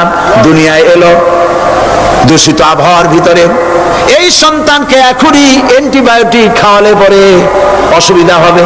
আল্লাহ রাব্বুল আলামিন মায়ের দুধের ভিতরে ঔষধ দিয়া রোগের প্রতিষেধক বানায়া দিলেন। এ হলো আমার আল্লাহ। এ আমার কে? আল্লাহ। জোরে বলেন আল্লাহ। আল্লাহ আল্লাহ রাব্বুল আলামিন মায়ের দুধ দিয়ে সন্তানকে বড় করলেন আর শোনায় দিলেন, খবরদার এই মায়ের সাথে এই বাপের সাথে নাফরমানি করবি না। মা বাপের জন্য আমার কাছে দোয়া করবে, রব্বির হামহুমা কামা রাব্বায়ানি সগীরা। সবাই পড়েন আমার সাথে, রব্বির হামহুমা কামা রাব্বায়ানি সগীরা। আল্লাহ পাক শিখাই দিলেন বান্দারে আমার কাছে দোয়া করাই, আল্লাহ আমার মা বাপ আমাকে ছোটবেলায় যেভাবে স্নেহের কোলে লালন পালন করেছে এইভাবে আমার মা বাপ তোমার রহমতের কোলে লালন পালন করো। মনে থাকবে ভাইরা? বলেন মনে থাকবে? প্রত্যেক নামাজের পরে মা বাবার জন্য দোয়া করবেন, বেঁচে থাকুক আর মরে যাক দোয়া করবেনই, মনে থাকবে? রব্বির হামহুমা কামা রাব্বায়ানি সগীরা। আবার পড়েন, রব্বির হামহুমা কামা রাব্বায়ানি সগীরা। আল্লাহ পাক মায়ের মর্যাদা এত বাড়াইছেন, সাহাবী প্রশ্ন করেছে, ইয়া রাসূলুল্লাহ খেদমত করব কার? হুজুর বলেন তোমার মায়ের, তারপরে কার? তোমার মায়ের, তারপরে কার? তোমার মায়ের, তারপরে কার? তোমার পিতার। বাপের চাইতে মায়ের মর্যাদা আল্লাহ 3 গুণ বাড়াইয়া দিলেন, 3 গুণ বৃদ্ধি করে দিলেন। হাদিস শরীফে এসেছে হযরত আবী হুরায়রা রাদিয়াল্লাহু তাআলা আনহু রাসূলের কাছে এসে রাতের বেলায় কাঁদতেছিলেন। হুজুর প্রশ্ন করলেন, আবু হুরায়রা কাঁদো কেন? হযরত আবু হুরায়রা বলছেন, হুজুর মা আমাকে মেরেছে। তিনি প্রশ্ন করলেন, আচ্ছা মা তোমার মারলো কেন? তুমি কি কোনো বেয়াদবি করছো? তিনি বললেন না। তবে মারলো কেন? হযরত আবু হুরায়রা বলেন, ইয়া রাসূলুল্লাহ আপনার খেদমত থেকে বাড়ি ফিরতে আমার দেরি হয়ে গিয়েছিল। গভীর রাত্রে যখন বাড়ি গেছি মা আমাকে প্রশ্ন করলেন, বাবা দেরি হলো কেন, কোথায় ছিলি? তাম পৃথিবীর মানুষ যেই কদম মোবারক চুমু দিতে পারলে ধন্য হয়ে যায় সেই আখিরি জামানার পয়গম্বর নবী মুহাম্মদ রাসূলুল্লাহ সাল্লাল্লাহু আলাইহি সাল্লামের দরবার থেকে আসতে আমার দেরি হয়ে গেছে। ইয়া রাসূলুল্লাহ আমার মা আপনার নাম শুনে তার গা জ্বলে উঠল, তিনি কাফের মুশরিকা। আপনার নাম শুনে অগ্নি শর্মা হয়ে আমাকে ধরে পিটানো আরম্ভ করলেন আর বললেন, আবু হুরায়রা হয় মুহাম্মদ সাল্লাল্লাহু আলাইহি সাল্লামের বাড়ি ছাড়বি নইলে আমার বাড়ি ছাড়বি, কি করবি বল? মার খেতে খেতে আমি বললাম, মা তোমার গায়ে যত শক্তি আছে আমারে মারো, তোমার বাড়ি শুদ্ধ তাম দুনিয়াটা ছেড়ে দিতে পারি, মুহাম্মদ রাসূলুল্লাহর কদম মোবারক ছেড়ে দিতে পারি না। হুজুর আমার মা গলা ধাক্কা মেরে আমাকে বের করে দিয়েছেন। হুজুর বলছেন, আবু হুরায়রা মা তোমাকে মেরেছে আর আমার কাছে নালিশ করছো, আমি তোমার মায়ের কোনো বিচার করতে পারবো না। সুবহানাল্লাহ। এত বড় পাওয়ারফুল নবী, শানওয়ালা, ইজ্জতওয়ালি, বরকতওয়ালি, এত বড় নবী বলছেন মা মেরেছে, আমার করার কিচ্ছু নাই। সুবহানাল্লাহ। তোমার মা মুশরিকা হোক আর যাই হোক তোমার মা। সুবহানাল্লাহ বলেন। আমার বন্ধুগণ, হযরত আবু হুরায়রা বলেন, ইয়া রাসূলুল্লাহ মায়ের বিরুদ্ধে কোনো অভিযোগ নিয়ে আমি আপনার কাছে আসি নাই। হুজুর বললেন, কেন আসছো বলো খুলে। আবু হুরায়রা বলেন, হুজুর আমি জানি আপনি আল্লাহর দরবারে যদি কোনো ব্যাপারে হাত তোলেন আল্লাহ মঞ্জুর করে ফেলেন। আপনি দয়া করে আমার মার জন্য দোয়া করেন, আল্লাহ যেন হেদায়েত দিয়ে দেন। আমার নবীজি দুখানে হাত উত্তোলন করলেন, বললেন, আল্লাহুম্মা ইহদি উম্মা আবি হুরায়রা। আয় আল্লাহ আমি দোয়া করতেছি আবু হুরায়রার মাকে হেদায়েত নসিব করো। হুজুর হাত তুলে মোনাজাত করছেন, আবু হুরায়রা দৌড় দিলেন বাড়ির দিকে। কয়েকজন সাহাবী হযরত আবু হুরায়রার জামা টেনে ধরেছে, এই ভদ্রলোক দৌড়ায় কেন? এত শান্ত মানুষ, কখনো গরম হয়ে কারোর সঙ্গে কথা বলে না। এই মানুষটা দৌড়ায় কেন? কোনো বিপদ হইল নাকি? জামা টেনে ধরে বলে, আবু হুরায়রা দৌড়াও কেন? হযরত আবু হুরায়রা বলেন, জামাত ছেড়ে দাও, কোনো বিপদ আমার হয় নাই, আমি দৌড়াইয়া বাড়ি যাই দেখতে চাই। আমি দৌড়াইয়া আগে বাড়ি যেতে পারলাম না, আমার নবীর দোয়া আগে আমার বাড়ি চলে গেছে, আমি এটা দেখতে চাই। হযরত আবু হুরায়রা দৌড়াতে দৌড়াতে বাড়ি চলে গেছেন। দরজায় নক করলেন, ভেতর থেকে আওয়াজ এলো, কে? তিনি বললেন, আমি আবু হুরায়রা। মা, দরজা খুলে দাও, আমি তোমার সন্তান। মা বললেন, বাবা অপেক্ষা করো, দরজা খুলতেছে। হযরত আবু হুরায়রা বলেন, মায়ের গলার আওয়াজের ভেতরে কুফরি কর্কশতা পেলাম না, মায়ের গলার আওয়াজের ভেতরে তাওহীদের নরমিয়াত পেলাম। আমার কাছে মনে হলো আমি আবু হুরায়রা বাড়ি আসার আগে নবীজির দোয়া আল্লাহর আরশে পৌঁছে গেছে। আবু হুরায়রা বলছেন, মা আমার কিছুক্ষণ পরে ঘরের থেকে বেরিয়ে এসেছেন, আমি দেখলাম মায়ের শরীর ভিজা, মাথার চুল দিয়া পানি টপকাচ্ছে। মা আমার বললেন, বাবারে তোমাকে মারার পর আমি নিদারুণ অনুশোচনায় পড়েছিলাম, মনে মনে ভাবলাম, আহারে আমার সন্তানরা আমি কেন মারলাম? সে তো কোনো খারাপ কাজ করে নাই, কোনো খারাপ জায়গায় যায় নাই, এত ভালো মানুষ যার সম্পর্কে লোকেরা খামোখাই মিথ্যা কথা বলে, এই ভালো মানুষটার কাছে গেছে, সেজন্য আমি মারলাম কেন? বাবা গো, আমি আমার ভুল বুঝতে পেরেছি, জীবনের ভুলও ধরা পড়েছে, আমাকে জলদি করে নিয়ে চলো বিশ্ব নবীর দরবারে। হযরত আবু হুরায়রার মা রাসূলুল্লাহর খেদমতে এসে ঘোষণা করলেন, আশহাদু আল্লা ইলাহা ইল্লাল্লাহু ওয়াহদাহু লা শারীকা লাহু ওয়া আশহাদু আন্না মুহাম্মাদান আবদুহু ওয়া রাসূলুহু। আমার ভাইরা, আল্লাহ রাব্বুল আলামিন মানুষ সৃষ্টি করে পৃথিবীতে পাঠিয়ে দিলেন, খাবারের ইন্তজাম করলেন, এগুলি সব আল্লাহর পরিচয়। আল্লাহরে চেনার জন্য বড় বড় কিতাব ঘাটা লাগে না, কিসমতে যদি থাকে দুই একটা দৃষ্টান্ত যথেষ্ট হয়ে যায়। সুবহানাল্লাহ, সুবহানাল্লাহ, দুই একটা দৃষ্টান্ত যথেষ্ট। আল্লাহ পাক সমস্ত সৃষ্টি জগৎকে তৈরি করলেন, সৃষ্টি করলেন, আর তাদের খাদ্যের ব্যবস্থা করলেন। কে করেছেন খাদ্যের ব্যবস্থা? খাদ্য দেন আল্লাহ। কিন্তু অহংকারী যারা, তারা বলে দেশের বাম্পার ফলনের জন্য সমস্ত কৃতিত্ব সরকারের। বলেন আস্তাগফিরুল্লাহ, বলেন নাউজুবিল্লাহ। এদের একজন বলছিল 3 বছর কিছু দিবার পারুম না, লোকেরা কয় আমরা না খাইয়া থাকুম, আল্লাহ কয় আমিও দেহুম, কদ্দুর পারো না খাইয়া থাকতে। ফসল কে দেন? জোরে বলেন, কে দেন? বাম্পার ফসলের ফলনের দাবি সরকার করতে পারে না, এটা কুফরি, এটা শিরক। জমিনের ফসল কে দেন? আকাশের বৃষ্টি কার? পানি কার? সার কার? সব আল্লাহ পাক। আল্লাহ পাক কোরআন শরীফে বলেছেন, লাইন শাকারতুম লাযীদান্নাকুম ওয়া লাইন কাফারতুম ইন্না আযাবী লাশাদীদ। আমার নিয়ামতের শুকর যদি আদায় করো বাড়ায় দেব, আর যদি কৃতজ্ঞ হও, শুকরিয়া আদায় না করো, মস্ত বড় শাস্তি দেব। ফসল দেই আমি, আর শুকরিয়া আদায় করো তোমার বাজানে, ঠিক কিনা? শুকরিয়া আদায় করে কার? বাজানে। একটা লোকের, একটি মানুষের যেই প্রশংসা এই সরকার করলো, বিগত 4.5 বছর ধরে একটা মানুষের যত জিকির করলো, প্রশংসা করলো, ছবি টানাইলো, যদি এতটা জিকির, এতটা স্মরণ আল্লাহ রাব্বুল আলামিনের করত, ওদের জন্য আল্লাহর জান্নাতের দরজা খোলা হয়ে যেত। প্রশংসা করবে কার?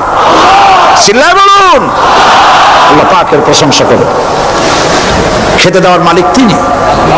আল্লাহ পাক বলছেন আল্লাহকে, তার পরিচয় আল্লাহ তুলে ধরেছেন, ওয়ামা মিন দাব্বাতিন ফিল আরদি ইল্লা আলাল্লাহি রিজকুহা।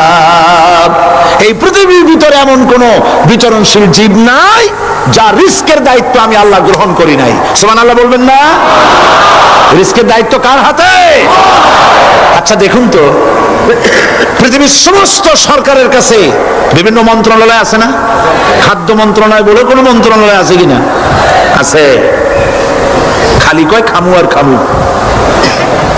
খাদ্য মন্ত্রণালয় আছে, থাকার পরেও মানুষ না খাইয়া মরে, ঠিক কিনা?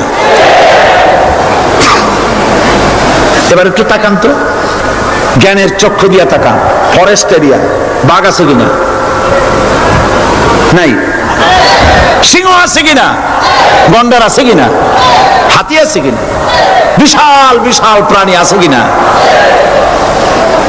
জঙ্গলে ছোট্ট প্রাণী থেকে পোকা থেকে শুরু করে গন্ডার পর্যন্ত, টুনটুনি পাখি দিয়ে শুরু করে ঈগল পাখি পর্যন্ত, নদীর ভিতরে ছোট্ট চুনো পুঁটি থেকে শুরু করে তিমি মাছ পর্যন্ত।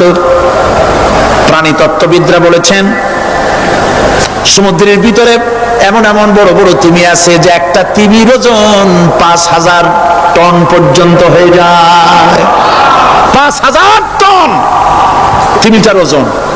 যখন বাচ্চা হয় তখন বাচ্চার দৈনিক দুধ লাগে 50 থেকে 60 মণ পর্যন্ত। কে ব্যবস্থা করে? রুহান মান ফেরেশতা। তো ওর মা যেমন বাচ্চা তো সেরকম হবে, ঠিক কিনা?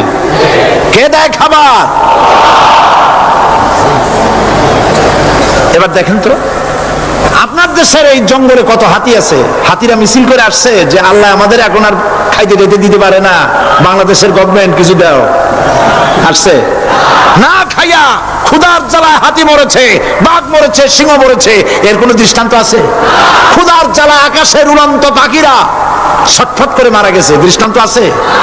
নদীর মাছেরা ক্ষুধার জ্বালায় ভেসে উঠেছে, না খাইয়া মরে গেছে, দৃষ্টান্ত আছে? মহান আল্লাহ রাব্বুল আলামিন কোরআন শরীফের ভিতরে বলেছেন অনেক প্রাণী এমন আছে যারা তাদের খাদ্যকে সঞ্চয় করে না, খাদ্যকে জমা করে না, আহরণ করে না। সকালবেলায় একটা খাবার খেলো, দুপুরে কি খাবে তার জানা নাই। শকুন পৃথিবীর মাঝি থেকে 3 মাইল উপরে ওড়ে, তার চোখকে আল্লাহ পাক এত তীক্ষ্ণ বানিয়ে দিয়েছেন, এই চট্টগ্রামের কোথায় মরা গরু আছে 3 মাইল উপর দিয়ে দেখতে পায়? সুবহানাল্লাহ করতে ইচ্ছে করে না। এই প্রাণীগুলি খাবারগুলি কোনো গভর্নমেন্ট জোগাড় করে রাখে নাই। আল্লাহ পাক বলেন সবার খাবার আমি দেই।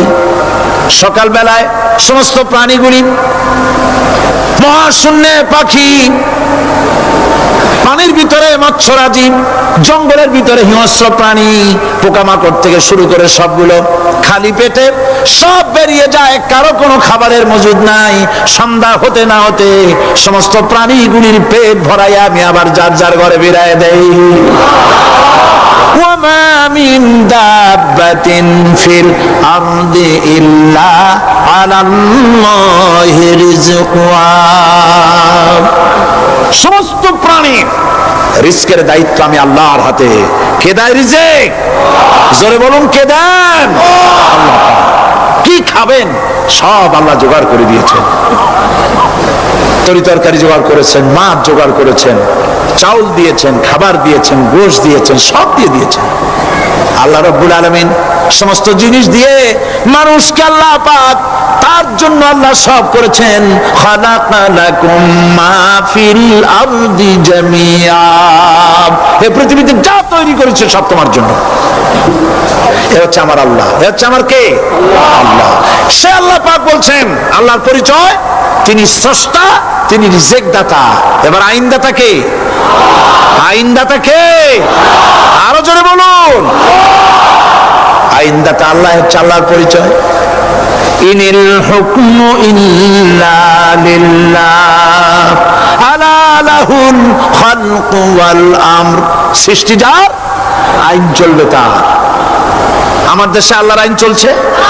আমাদের দেশের কল কারখানা, ক্ষেত খামার, অফিস আদালত আল্লাহর আইন অনুযায়ী চলে? চলে না। বরং আল্লাহর আইনকে মুছে ফেলার জন্য, নিজেদের আইন সৃষ্টি করার জন্য প্রচেষ্টা চালানো হচ্ছে। আল্লাহর আইন মানুষের জন্য সব থেকে বেশি উপযোগী, কারণ সৃষ্টি করেছেন কে?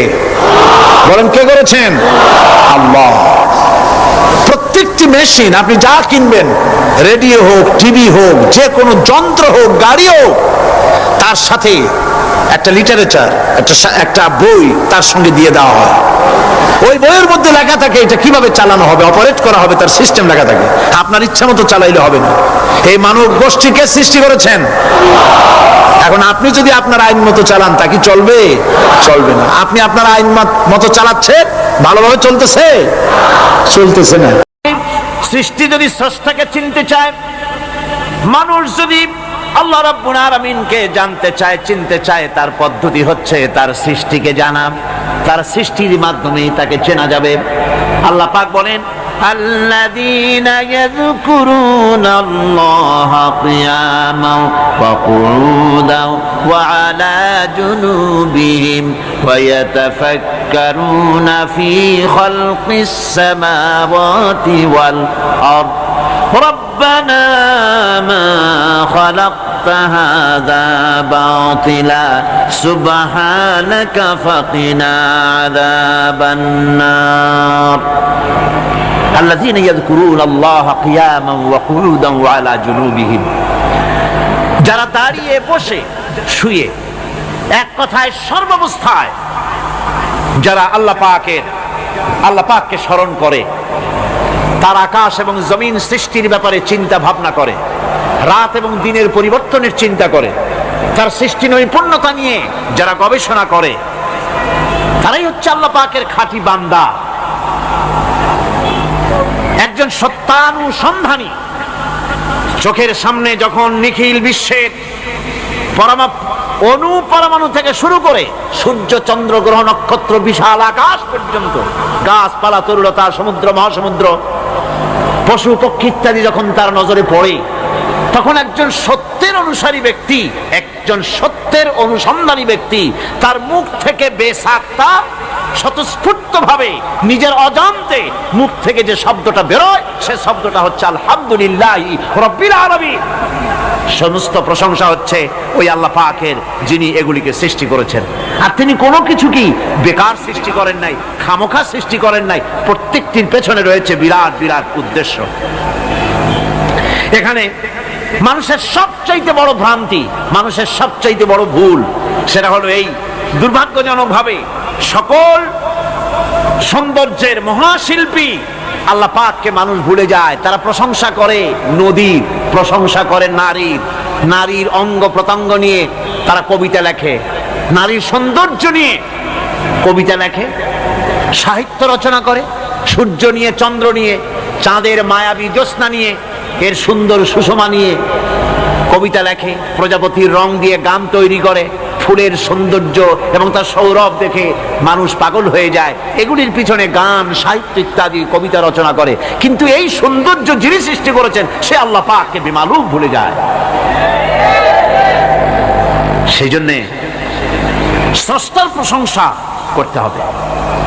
আল্লাহ পাক শেখাচ্ছেন, শুরুতেই শেখাচ্ছেন, আলহামদুলিল্লাহি রাব্বিল আলামিন। পড়েন সবাই, আলহামদুলিল্লাহি রাব্বিল আলামিন।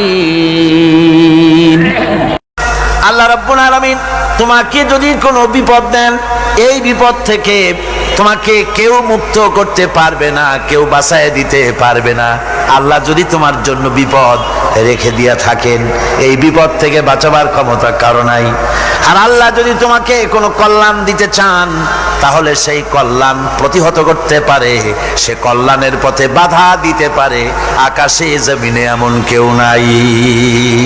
সুবহানাল্লাহ পড়ে। কাজে শক্তি তো সবটাই আল্লাহ রাব্বুল আলামিনের, ক্ষমতা সবটা কার?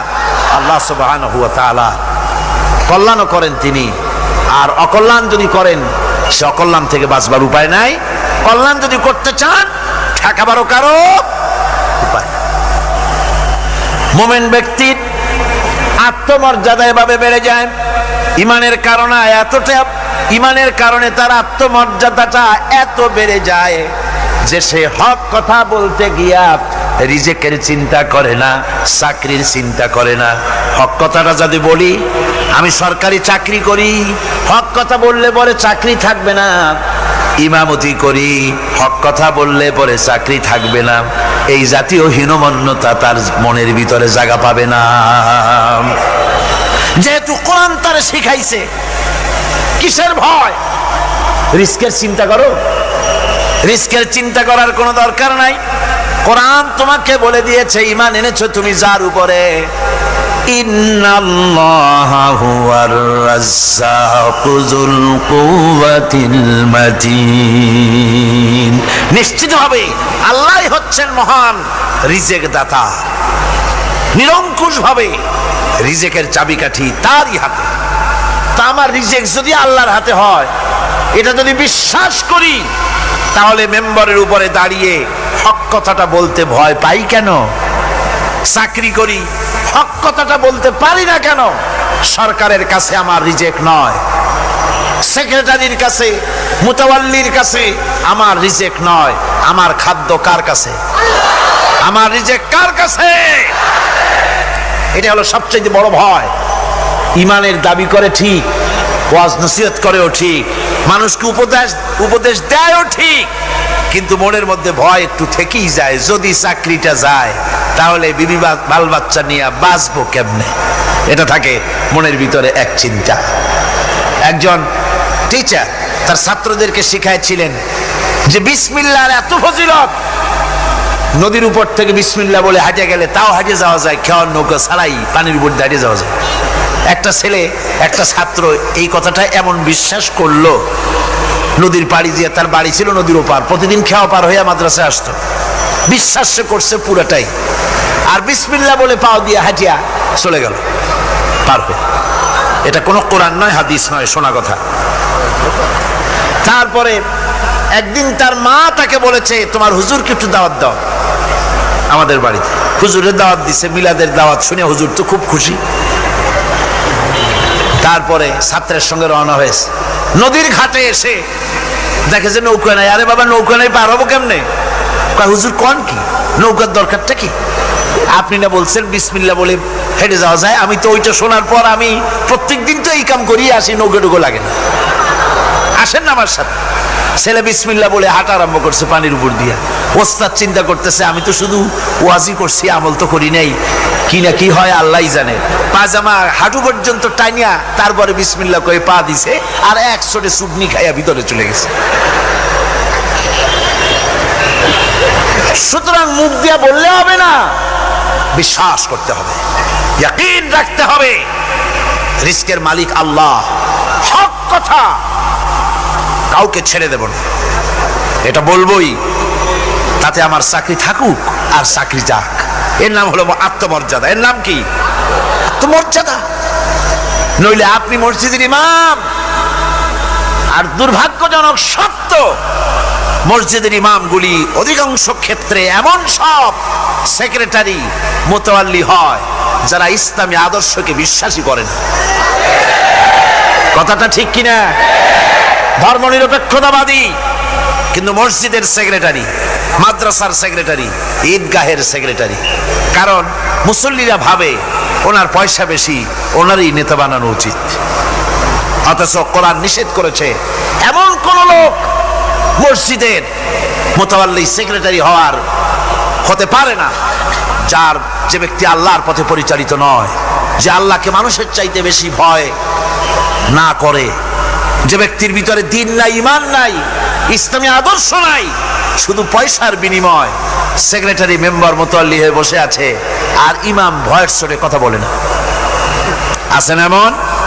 আচ্ছা, হক কথা মাদ্রাসা, মসজিদ, ওয়াজ মাহফিল, চাকরির জায়গা, কোর্টে, কাছারিতে, আদালতে, সর্বত্র মুমিন ব্যক্তি বলতে পারবে তখন যখন ঈমান বিল্লাহ পোক্ত হবে। আল্লাহর প্রতি ঈমানটা যখন পোক্ত হবে, তখন সে বুঝবে এ চাকরি আমার পায়ের গোলাম, এখানে যদি আমার চাকরি না থাকে, অন্য জায়গা থেকে রিস্কের ব্যবস্থা আল্লাহ পাক আমাকে করে দিবেন। এটাই হচ্ছে ঈমান বিল্লাহর প্রথম উপকারিতা। পয়লা নম্বরের উপকারিতা, মানুষকে পার্সোনালিটি সৃষ্টি হয়ে যায়, তার মধ্যে শক্তি আসে, ঈমানি মজবুতি আসে, তার মধ্যে শখসিয়ত আসে, তার মধ্যে ব্যক্তিত্ব আসে, আত্মমর্যাদা আসে, আত্মসম্ভ্রম সৃষ্টি হয়। এটা হলো পয়লা নম্বরের উপকার। ঈমান আনার জন্য আল্লাহর প্রতি মানুষ ঈমান আনলে পরে 2 নম্বরের যে উপকারটা হয় সেটা হলো মানুষের ভিতর থেকে অহংকার দূর হয়ে যায়, অহংকার থাকে না। যে ব্যক্তি ঈমান বিল্লাহ যার ভিতরে ঢুকে যায়, আল্লাহর ঈমান পরিপূর্ণরূপে এসে যদি যায়, তাহলে তার ভিতরে অহংকার থাকে না। কেন থাকে না? অহংকার থাকে না এই জন্য, যেহেতু মুমিন ব্যক্তি জানে আল্লাহ রাব্বুল আলামিন জানে, আল্লাহ রাব্বুল আলামিনের সামনে বান্দা জানে, কথা বুঝতে পারে, কোরআন পড়ে জানে যে আমি আল্লাহর সামনে সম্পূর্ণ অসহায়। অসহায় যে যার কিচ্ছু নাই, সে কি অহংকার করতে পারে? অর্থ নাই, বিত্ত নাই, কিছু নাই, সে কি অহংকার করে?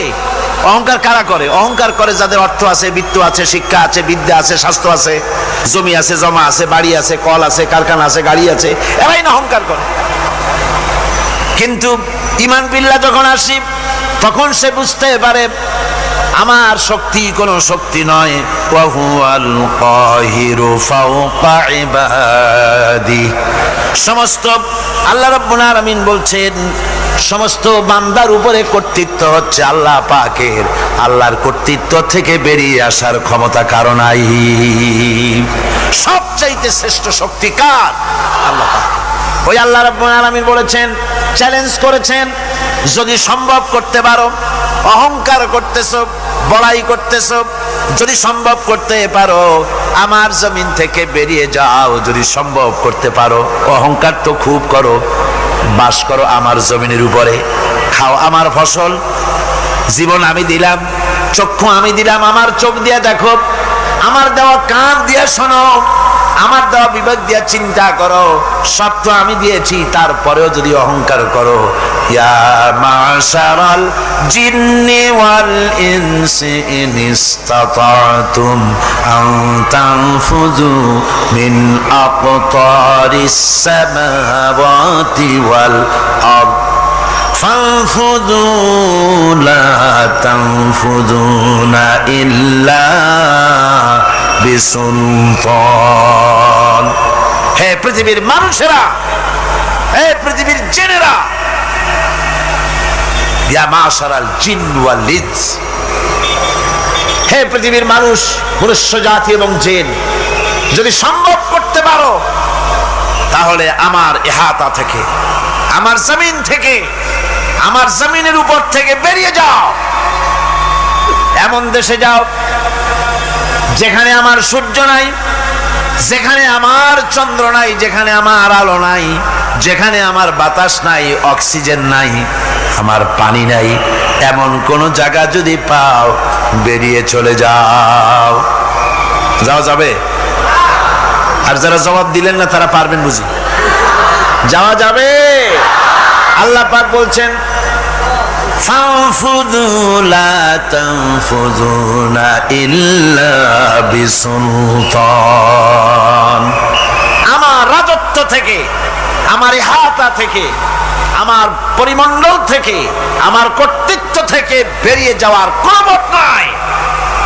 কেউ বেরিয়ে যেতে পারবে না। আকাশ দিয়ে, জমিন দিয়ে পরিবেষ্টন করে রেখেছি, পালাবার উপায় নাই, ভাগবার জায়গা নাই। এই কথা মুমিন যখন পড়ে, আস্তে করে মাথা নিচু হয়ে আসে, আমি কত দুর্বল আমার মহান আল্লাহর সামনে। সুবহানাল্লাহ। এই জন্য আমি বলি, কিসের বড়াই করবেন? কিসের বড়াই? বিদ্যার বড়াই।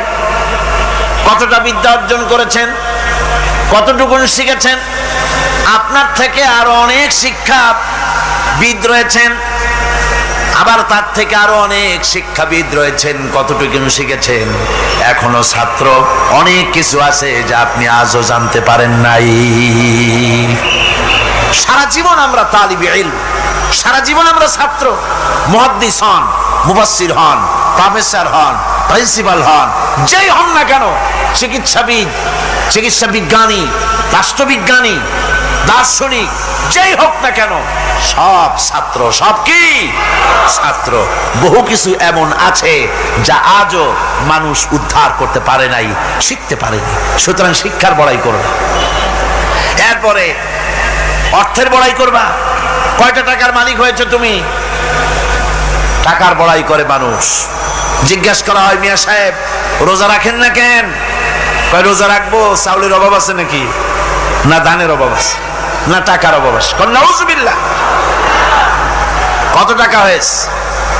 আল্লাহ রাব্বুল আলামিন যদি ইচ্ছা করেন এমন রোগ দিয়া দিতে পারেন, হার্টের ভিতরে ক্যান্সার দিয়ে দিতে পারেন, ব্রেনের ভিতরে টিউমার দিয়ে দিতে পারেন, রক্তের ভিতরে ক্যান্সার দিয়ে দিতে পারেন, হাড়ের ভিতরে ক্যান্সার ঢুকায় দিতে পারেন। এমন রোগ হয়ে যেতে পারে ডাক্তারের 14 গোষ্ঠী গুলে খেলেও রোগ ভালো হবে না। সারা জীবন যত টাকা কামাই করেছেন, গোষ্ঠী বেচলেও ঔষধের পয়সা হবে না। পারবে কিনা আমার আল্লাহ? জোরে বলেন, পারবেন কিনা? পারবেন, প্রচন্ড ক্ষমতা। কাজী বান্দা যখন এগুলি পড়ে মাথাটা নিচু হয়ে আসে যে ক্ষমতা তো তার, বড়াই করার কোনো উপায় নাই। আমরা কিতাবের মধ্যে পড়েছিলাম, সেই আল মুস্তাতরফ একটা কিতাব ছিল, আলেমে পড়ানো হতো। মৌলানা শামসুদ্দিন সাহেব পড়েছেন নিশ্চয়ই? জি, ওলামারা পড়েছে। সেই কিতাবে আলেম ক্লাসে পড়ানো হতো তখন আমাদেরকে একটা আরবি সাহিত্য। ওই আরবি সাহিত্যের ভিতরে পড়েছিলাম, সেখানে এক জমিদার বিবাহ করেছে, তারপরে তার নবপরিণীতা স্ত্রীকে নিয়ে খেতে বসেছে। এমন সময় এক ভিক্ষুক এসেছে। জমিদার রাগ হয়ে দরজার কাছে দিয়ে বেচারাকে ধমক দিয়ে বের করে দিয়েছে, ভিক্ষা নেওয়ার আর তুমি সময় পাও না, আমি বিয়ে করেছি, নতুন বউ নিয়ে খাইতে বসছি, বেরো এখান থেকে। গলায় ধাক্কা দিয়া ফালাইয়া তারপরে তাড়াই দিছে। বাস কয়েক বছর পর এই জমিদারের জমিদারি গেল, টাকা গেল, পয়সা গেল, সব শেষ। বউ পুষবে এমন পয়সাও নাই। বউ তার থেকে বিচ্ছিন্ন হয়ে গেল, বউকে তালাক দিয়ে দিল। দীর্ঘদিন পর এই স্ত্রী বিবাহের একটা প্রস্তাব এলো আর এক জমিদারের সাথে। আর এক এলাকার নতুন এক জমিদার হয়েছে, তার সঙ্গে বিবাহের প্রস্তাব এলো। এরপরে সেই বিয়ে হয়ে যাওয়ার পর নতুন জমিদারের সাথে এই স্ত্রী বসে খানা খেতে বসেছে প্রথম দিন। এমন সময় দরজার কাছে এক ভিখারি এসে হাজির। নতুন জমিদার বলছে, বউ আমরা তো খেতে পারবো, আমাদের খাবারের প্লেটটা আজকে প্রথম তোমাকে নিয়ে খেতে বসেছি, এই খাবারের প্লেটটা ধরেই তুমি ভিখারিকে দিয়ে আসো। বউ খাবারের প্লেটটা ভিখারির হাতে দিতে গিয়ে সেন্সলেস হয়ে পড়ে গিয়েছে, বেহুশ হয়ে পড়ে গিয়েছে। নতুন জমিদার অনেকক্ষণ অপেক্ষা করলো, বউ ফেরে না কেন, যায় দেখে বেহুশ। মুসাফির সেখানে দাঁড়ানো। কিছুক্ষণ পর বউয়ের হুশ হলো, জিজ্ঞেস করলো, হয়েছে কি, তুমি এরকম পড়ে গেল কেন? এই মুসাফিরকে দেখে বউ বলতেছে, আল্লাহর কসম, তুমি যখন আমাকে প্লেট ভরা খাবার দিয়ে পাঠাই দিলা ভিক্ষুককে দেওয়ার জন্যে, যারে ভিক্ষা দিতে গেলাম, আল্লাহর কসম করে বলি, এ হচ্ছে আমার সেই প্রথম স্বামী। এবার ওই জমিদার বলতেছে, তুমি যেমন কসম করে বলতেছো এই হলো তোমার প্রথম স্বামী, আমিও আমার আল্লাহর নামে কসম করে বলি, আমিও সেই ভিখারি যেদিন তোমরা খেতে বসেছিলে আর আমি ভিক্ষা নিতে গিয়েছিলাম, আমাকে দরজা থেকে তাড়ায় দিয়েছিলে। সুতরাং বড়াই করো না, অর্থে টাকার বড়াই করো না, অহংকার করো না। স্বাস্থ্যের বড়াই করো না, স্বাস্থ্য ভালো, অহংকার করো না। আল্লাহ যদি ইচ্ছে করেন এক রাত্রের মধ্যে মাত্র আধা ঘন্টা 15 মিনিটের ভিতরে কয়েকবার পাতলা দাস্ত দিয়া জনমের মতো শেষ করে দিতে পারেন। পারেন কিনা?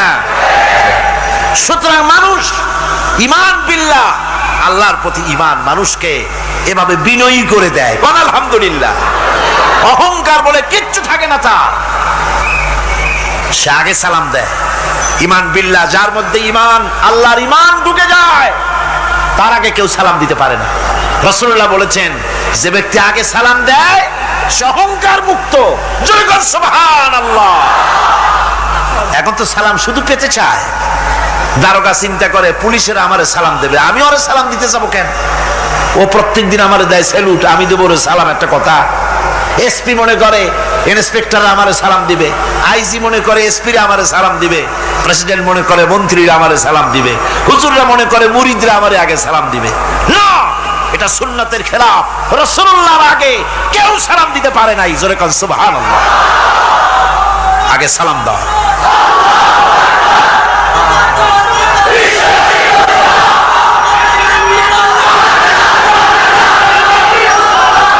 এই সালামের প্রচলন, এই সালামের প্রচলন মুসলমানদের মধ্যে বেশি বেশি হওয়া উচিত। আপনারা সালামের প্রচলন চালু করে দিবেন, বেশি করে চালু করবেন। বউরে সালাম দিবেন, বউ আপনাকে দেবে। ঘরের মধ্যে ঢুকবেন, ঢুকেই বলবেন আসসালামু আলাইকুম ওয়া রাহমাতুল্লাহি ওয়া বারাকাতুহু। বাইরের থেকে গেছেন, ঘরে ঢুকেই প্রথম সালাম দেন, বউ সালামের জবাব দেবে, বউ আপনাকে দেবে। বাচ্চাদের সালাম দেন, বাচ্চারা আপনাকে দিবে। এরকম সালামের প্রচলন চালু করেন। রাসূলুল্লাহ বলেছেন, মানে একটা গাছের আড়ালে এই সালাম হলো, লোকটা গাছের আড়ালে চলে গেছে, আবার দেখা হয়েছে, আবার সালাম দেয়। এখন এই সালাম কমে গেছে, এখন সালামের পরিবর্তে অনেক কিছু হয়েছে। সালাম দেয়, তার জবাবও দেয় না। যদি বলে কেউ গরিব মানুষ সালাম দিয়েছে বড় লোক করে, আসসালামু আলাইকুম, ওয়ালাইকুম আসসালাম বলতে চায় না, একটু মাথা নাড়ে। তারপর জিজ্ঞেস করে, স্যার কেমন আছেন? এই যাচ্ছে, কেটে যাচ্ছে। কি কেটে যাচ্ছে? তোমার কল্লা? আলহামদুলিল্লাহ বলতে পারো না? অধিকাংশ ক্ষেত্রে যদি জিজ্ঞেস করেন কেমন আছেন, এই যাচ্ছে, কেটে যাচ্ছে। আপনার যত অসুখ হোক আগে বলেন আলহামদুলিল্লাহ, তারপরে অসুখের কথা বলেন। আপনার যদি কোনো অসুবিধা থাকে আগে আলহামদুলিল্লাহ কন, তারপরে অসুখের কথা কন। হযরত সুফিয়ান সাউরি রাহমাতুল্লাহ আলাইহি আল্লাহর একজন জবরদস্ত ওলি ছিলেন। একবার তার সামনে এক মুরিদ এসেছে, মাথায় একটা বড় রুমাল খিসা বাঁধা। জিজ্ঞেস করলেন, মিয়া তোমার এই মাথাটা এরকম বাঁধা কেন? কয় যে হুজুর, মাথার যন্ত্রণায় অস্থির হয়ে গেছি, সেই জন্য মাথাটা বাঁধে রাখছি। এরকম ব্যথা কয়দিন হয়েছে? কয়দিন? আর সবসময় হয় না, বছরে 2-1 বার হইলেও পারে, না হইলেও পারে। বলে বছরে 2-1 বার মাথা ব্যথা হয়, সেই ব্যথাটা দড়ি দিয়া বান্ধা মানুষকে দেখাইলা যে আমার ব্যথা হয়েছে, অসুবিধাটা দেখালে, আর যতদিন ভালো ছিলে ওইটার প্রমাণ স্বরূপ মাথায় কি বান্ধা মানুষকে দেখাইছো। সুতরাং শুকরিয়া আদায় করো সব সময়। আলহামদুলিল্লাহ আলা কুল্লি হাল, সব অবস্থা আমি ভালো আছি, আমার থেকে আরো অনেক খারাপ আছে। সুতরাং সালামের প্রচলন তারাই করে বেশি যারা বিনয়ী হয়। অহংকার যাদের মধ্যে জায়গা পায় না। অহংকার পাবে কি করে? বান্দা কোরআন থেকে জেনেছে, ওয়াল্লাহুল গানিয়্যু ওয়া আনতুমুল ফুকারা। আল্লাহ রাব্বুল আলামিন বলেন, তোমরা হলে সবাই ফকির, তোমরা হলে সব মুখাপেক্ষী, আর একমাত্র আল্লাহ রাব্বুল আলামিন বেনিয়াজ। আল্লাহই শুধু বেনিয়াজ, আর সব কি মুখাপেক্ষী। কার কাছে? আল্লাহর কাছে। এই জন্য বিনয়ী হতে হবে। যে জমিনটা বাস করি, জমিনটা কার? চিল্লায় কোন কার? লিল্লাহি মা ফিস সামাওয়াতি ওয়া মা ফিল আরদ। আকাশও তার, জমিনও। এই কথা যদি জানা থাকে, বিশ্বাস থাকে, তাহলে সেই ব্যক্তি অহংকার করতে পারে না, সে বিনয়ী হয়। ঈমান বিল্লাহ তাকে বিনয়ী বানায় দেয়। আর বিনয়ী মানুষ, নিরহংকার মানুষই আল্লাহর কাছে বেশি পছন্দ। এই ঈমান তার ভিতরে এই কথা জাগ্রত করে দেয়। আমি যদি একটা গাড়ির মালিক হয়ে থাকি, আমি যদি একটা বাড়ির মালিক হয়ে থাকি, আমি যদি স্ত্রী পুত্র সন্তান পেয়ে থাকি, আমি যদি মন্ত্রী হয়ে থাকি, আমি যদি কিছু পেয়ে থাকি, আমার হাতের কামাইয়ের দ্বারা পাই নাই। আল্লাহ শিখাই দিচ্ছেন, ওয়ামা বিকুম বিনি'মাতিন ফামিনাল্লাহ। যত নেয়ামত তোমরা পেয়েছো সব আল্লাহ রাব্বুল আলামিন দিয়েছেন। জোরে বলেন সুবহানাল্লাহ। দাতাকে ভুলে যেও না, আল্লাহর কাছে বিনয়ী হও। সমস্ত নিয়ামত একমাত্র তিনিই দিয়েছেন। ঈমান বিল্লাহর দ্বারা মানুষের এই গুণ সৃষ্টি হয়, এই উপকার হয় মানুষের, যে সে বিনয়ী হয়ে যায়। আল্লাহ পাক কোরআনে কারীমের মধ্যে আরো বলেন, ওয়ালা তামশি ফিল আরদি মারহান ইন্নাকা লান তাখরিকাল আরদা ওয়ালান তাবলুগাল জিবালা তুলা। ওয়ালা তামশি ফিল আরদি মারহান, আমার এই জমিনের উপরে অহংকার করে হেঁটো না। আল্লাহ পাক নিষেধ করেছেন, জমিনের উপরে অহংকার করে হেঁটো না। এই জমিনের উপরে অহংকার করে হাঁটতে গিয়া তুমি পদাঘাত করে আমার জমিনটারে ফাটাই দিতে পারবে না, আবার অহংকার করে লাভ দিয়া আমার পাহাড়টার উচ্চতাও ছাড়াই যেতে পারবে না। যখন তুমি পাহাড়ের উচ্চতা ছাড়াতে পারবে না, যখন জমিনটারে লাথি মেরে ফাটাই দিতে পারবে না, তখন আবার অহংকারটা কিসের? কিসের অহংকার? নিজের দিকে তাকাও, তোমারে আমি বানাইছি কি দিয়া? তোমার পেটের মধ্যে কি, তোমার শরীরের মধ্যে কি? মলমূত্র দিয়ে পেটটা ভরা, আর দুনিয়ায় এসেছো এক ফোঁটা নাপাক পানি দিয়ে। যে নাপাক পানি ফোঁটা শরীর থেকে বেরিয়ে গেলে পরে গোসল ওয়াজিব হয়ে যায়, ফরজ হয়ে যায়, এমন একটা নাপাক পানি যার জন্মের উৎস, তার তো অহংকার করার শোভা পায় না। অহংকার করবেন কেবলমাত্র কে? চিল্লায় বলেন কে? হাদিসে কুদসির ভিতরে এসেছে, আল্লাহ পাক বলেছেন অহংকার হচ্ছে আমার ইজার, অহংকার হচ্ছে আমার চাদর। যে ব্যক্তি অহংকার করে সেজন্য আমি আল্লাহর চাদর নিয়ে টানাটানি করে। জোরে কর নাউজুবিল্লাহ, চিল্লায় কর নাউজুবিল্লাহ।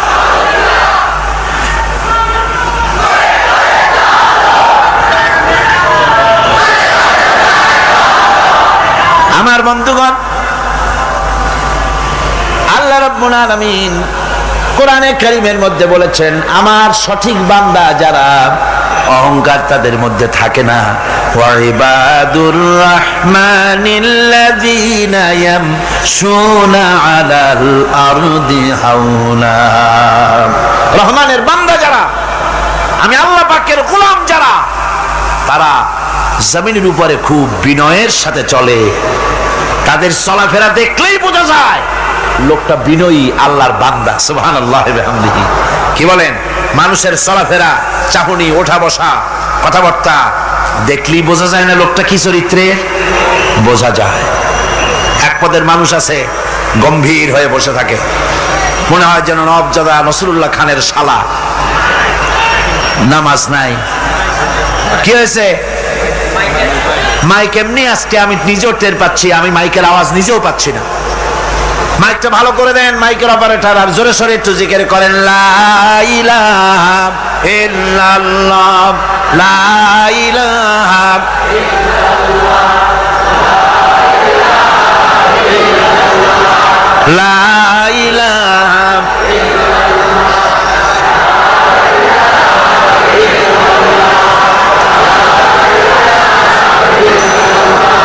বসেন, বসুন।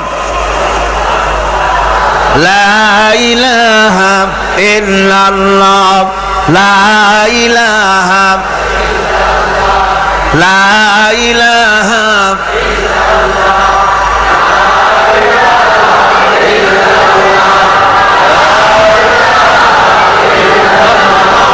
লা ইলাহা ইল্লাল্লাহ মুহাম্মাদুর রাসূলুল্লাহ। বন্ধুগণ, আল্লাহর প্রতি ঈমান আনলে পরে যে গুণ সৃষ্টি হয়, যে গুণাবলী সৃষ্টি হয়, সেই গুণের মধ্যে 2 নম্বরের গুণটা আমি বললাম, বিনয় এবং বিনম্রতা সৃষ্টি হয়, অহংকার মুক্ত হয়ে যায়। এটা হলো 2 নম্বরের উপকার। প্রথম নম্বরের উপকার হচ্ছে মর্যাদা সৃষ্টি হয়। 2 নম্বরে কি হয়? অহংকার মুক্ত হয়ে যায়। আল্লাহ রাব্বুল আলামিনের উপরে ঈমান আনলে পরে, ঈমান বিল্লাহ যখন এসে যায় ভিতরে, আল্লাহর প্রতি যখন ঈমান পরিপূর্ণতা লাভ করে, তখন তার 3 নম্বরের উপকার যেটা হয় সেটা হলো সে নির্ভীক হয়ে যায়, তার মধ্যে বীরত্বের সৃষ্টি হয়। জোরে বলেন আলহামদুলিল্লাহ। ইমানদার লোক কোনোদিন কাপুরুষ হয় না, ইমানদার লোক কাপুরুষ হয় না, বীর পুরুষ হয়। আর পৃথিবীতে কাপুরুষেরা কোনো ইতিহাস সৃষ্টি করতে পারে না। বীর পুরুষ জীবনে মরে একবার, আর কাপুরুষ মরে জীবনে বারবার। পাতিশিয়ালের ডাক শুনে চিত হয়ে পড়ে, ট্রাকের টায়ার পাংচার হয়েছে, আওয়াজ শুনে হার্ট ফেল করে। এই হলো যারা নাকি ইমানের দিক থেকে দুর্বল, তাদের এই অবস্থা। আর ইমানদার যারা, তারা বোমার আওয়াজ শুনে পালায় না, বরং আহত সিংহের মতো আওয়াজ যেদিকে হয়েছে সেদিকে ছোটে গিয়ে দেখে তার কোনো ভাই আহত হয়েছে কিনা। এটা হলো ঈমান বিল্লাহর তৃতীয় গুণ, তৃতীয় উপকার। আল্লাহর প্রতি ঈমান আনলে পরে মানুষ নির্ভীক হয়ে যায়। মানুষের সবচাইতে ভয়টা কি কন্ত বলতে পারেন? সবচাইতে বড় ভয় কিসে? মৌতের। অবশ্য কেউ কেউ বড় ভয় বউকেও মনে করে যে বউ হলো সবচাইতে বড় ভয়ের জিনিস। স্ত্রীকে অনেকে মৌতের চাইতেও ভয় মনে করে। একবার নাকি একজন দেশের বাদশাহ, তিনি বলছিলেন মন্ত্রীকে যে আমার দেশের লোকেরা সবচাইতে কারে বেশি ভয় করে? মন্ত্রী বলছে দেশের লোকেরা সবচাইতে বউকে বেশি ভয় করে। বলি এটা একটা কথা হলো নাকি? প্রমাণ করতে যদি না পারো তাহলে তোমার চাকরি শেষ।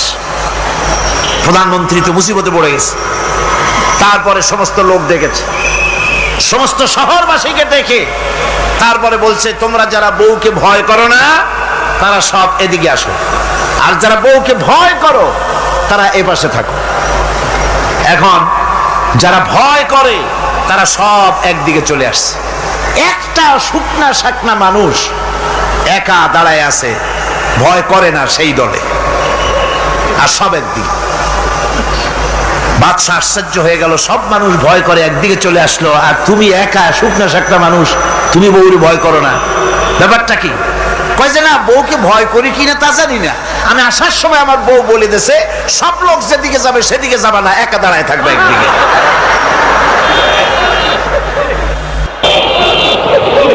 কাজেই মানুষেরা ভয় করার ব্যাপারে ভয়ের নানান রকমের দিক আছে, কিন্তু প্রকৃতপক্ষে এটা একটা উপমা দিলাম আমি মাত্র। প্রকৃতপক্ষে মানুষের কাছে সবচাইতে বড় ভয় হলো মৃত্যুর ভয়। সবচাইতে ভয় কিসের ভয়? মানুষের ভিতরে যখন ঈমান বিল্লাহ এসে যায়, আল্লাহর প্রতি যখন সে পরিপূর্ণরূপে ঈমান যখন আনে, তখন তার ভিতরে এই চিন্তা আসে মৃত্যু তো আমার হবে, মৃত্যু থেকে পালাবার উপায় নাই। পালাবার উপায় যদি থাকতো তাহলে না হয় অবশ্যই ভয় পেতাম না, কিন্তু মৃত্যু থেকে তো পালাতে পারবো না। তখন কাপুরুষ হবো কেন? তখন তো বীর পুরুষের মতো জীবন দিতে হবে। কিসের মতো দিতে হবে জীবন? আল্লাহ রাব্বুল আলামিন কোরআনে কারীমের মধ্যে বলে রেখেছেন, ঈমানদার লোক আল্লাহরে যে বিশ্বাস করে তার বড় উপকার হলো মওতকে পরোয়া করে না। মওতকে পরোয়া করে না বলে তার পক্ষে সমস্ত কাজ সহজ হয়ে যায়। কোরআন বলতেছে, কুল ইন্নাল মাউতাল্লাযী তাফিরুনা মিনহু ফাইন্নাহু মুলাকীকুম। মরণ তোমার, মরণ থেকে পালাও তুমি, মরণ তোমায় লইবে ঘিরি।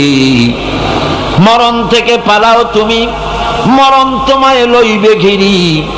যদিও সুদূর আকাশ পানে লুকাও সেথায় লাগিয়ে সিঁড়ি। হে মহারোগের চিকিৎসক নাই, নাই সে ঔষধ জগতে। খুঁজিয়া কাতর হইলে কি হবে, পারিবে না তারে ফিরাতে। এ মৃত্যু আসবেই, মৃত্যুর হাত থেকে বাঁচবার কোন উপায় যখন নাই, তখন সেই মওত কাপুরুষের মওত কেন হবে? ঈমান এই উপকার করে মানুষকে, বুকটারে বড় বানায় দেয়, মানুষ শুকনা হতে পারে কিন্তু কলিজাটা বিরাট হয়, তা কলিজাটা বড় হয়ে যায়, আল্লাহর ভয় তার মধ্যে আসে। যেহেতু সে জানে কোরআনে কারীমের মধ্যে আল্লাহ পাক বলেছেন আইনামা তাকুনু ইউদরিকুমুল মাউতু ওয়ালাউ কুনতুম ফি বুরুজিম মুশাইয়াদা। আল্লাহ পাক বলেন দুর্ভেদ্য দুর্গের ভিতরে যদি তুমি পালায় থাকো, মৃত্যু সেখানে গিয়া তোমারে খুঁজে বের করবে, এড়াতে পারবে না। একজন তার বাড়িতে কুত্তা দিয়া বাড়ি ভরে ফেলেছে, ঘরের কুত্তা, খাটের নিচে কুত্তা, ড্রয়িং রুমে কুত্তা, বেডরুমে কুত্তা। তার বন্ধু এসে বলে ভাই তোমার বাড়ি এত কুত্তা কেন? আগে তো তুমি এত কুত্তা পাগল ছিল না, এত কুত্তা পালতেছো কেন? কয় যে ওয়াজ শুনে আসছে। আশ্চর্য কথা, ওয়াজ শুনে তুমি কুত্তা পালা আরম্ভ করলা? কয় যে না, সব কথা শুনে নাও না আগে। বলে কি?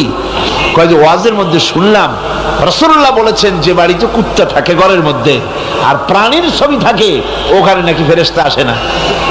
তা আমি কুত্তা রেখে দিছি, ঘরের থেকে বাইর হই না, আজরাইল আসতেও পারবে না, আমার জানও কবজ হবে। বন্ধু ছিল খুব চালাক। বন্ধু কয় যে ও কুত্তাওয়ালা বন্ধু, বুঝলাম আজরাইল আসবে না, কিন্তু কুত্তা কি কিয়ামত পর্যন্ত বাঁচে না মরে? কয় যে না ভাই কুত্তা তো মরে। কয় কুত্তা মারে যে ফেরেশতায়, তোমারে মারবে সেই ফেরেশতায়। পালাবা কেমনে? পালাবার উপায় যেখানেই থাকে, বাড়িতে হোক, গাড়িতে হোক, দেশে হোক, বিদেশে হোক, মৃত্যু যখন আসবে, মৃত্যুর হাত থেকে এড়াবার কোন উপায়। আমার বন্ধুগণ, মৃত্যু থেকে বাঁচবার কোনো উপায় নাই।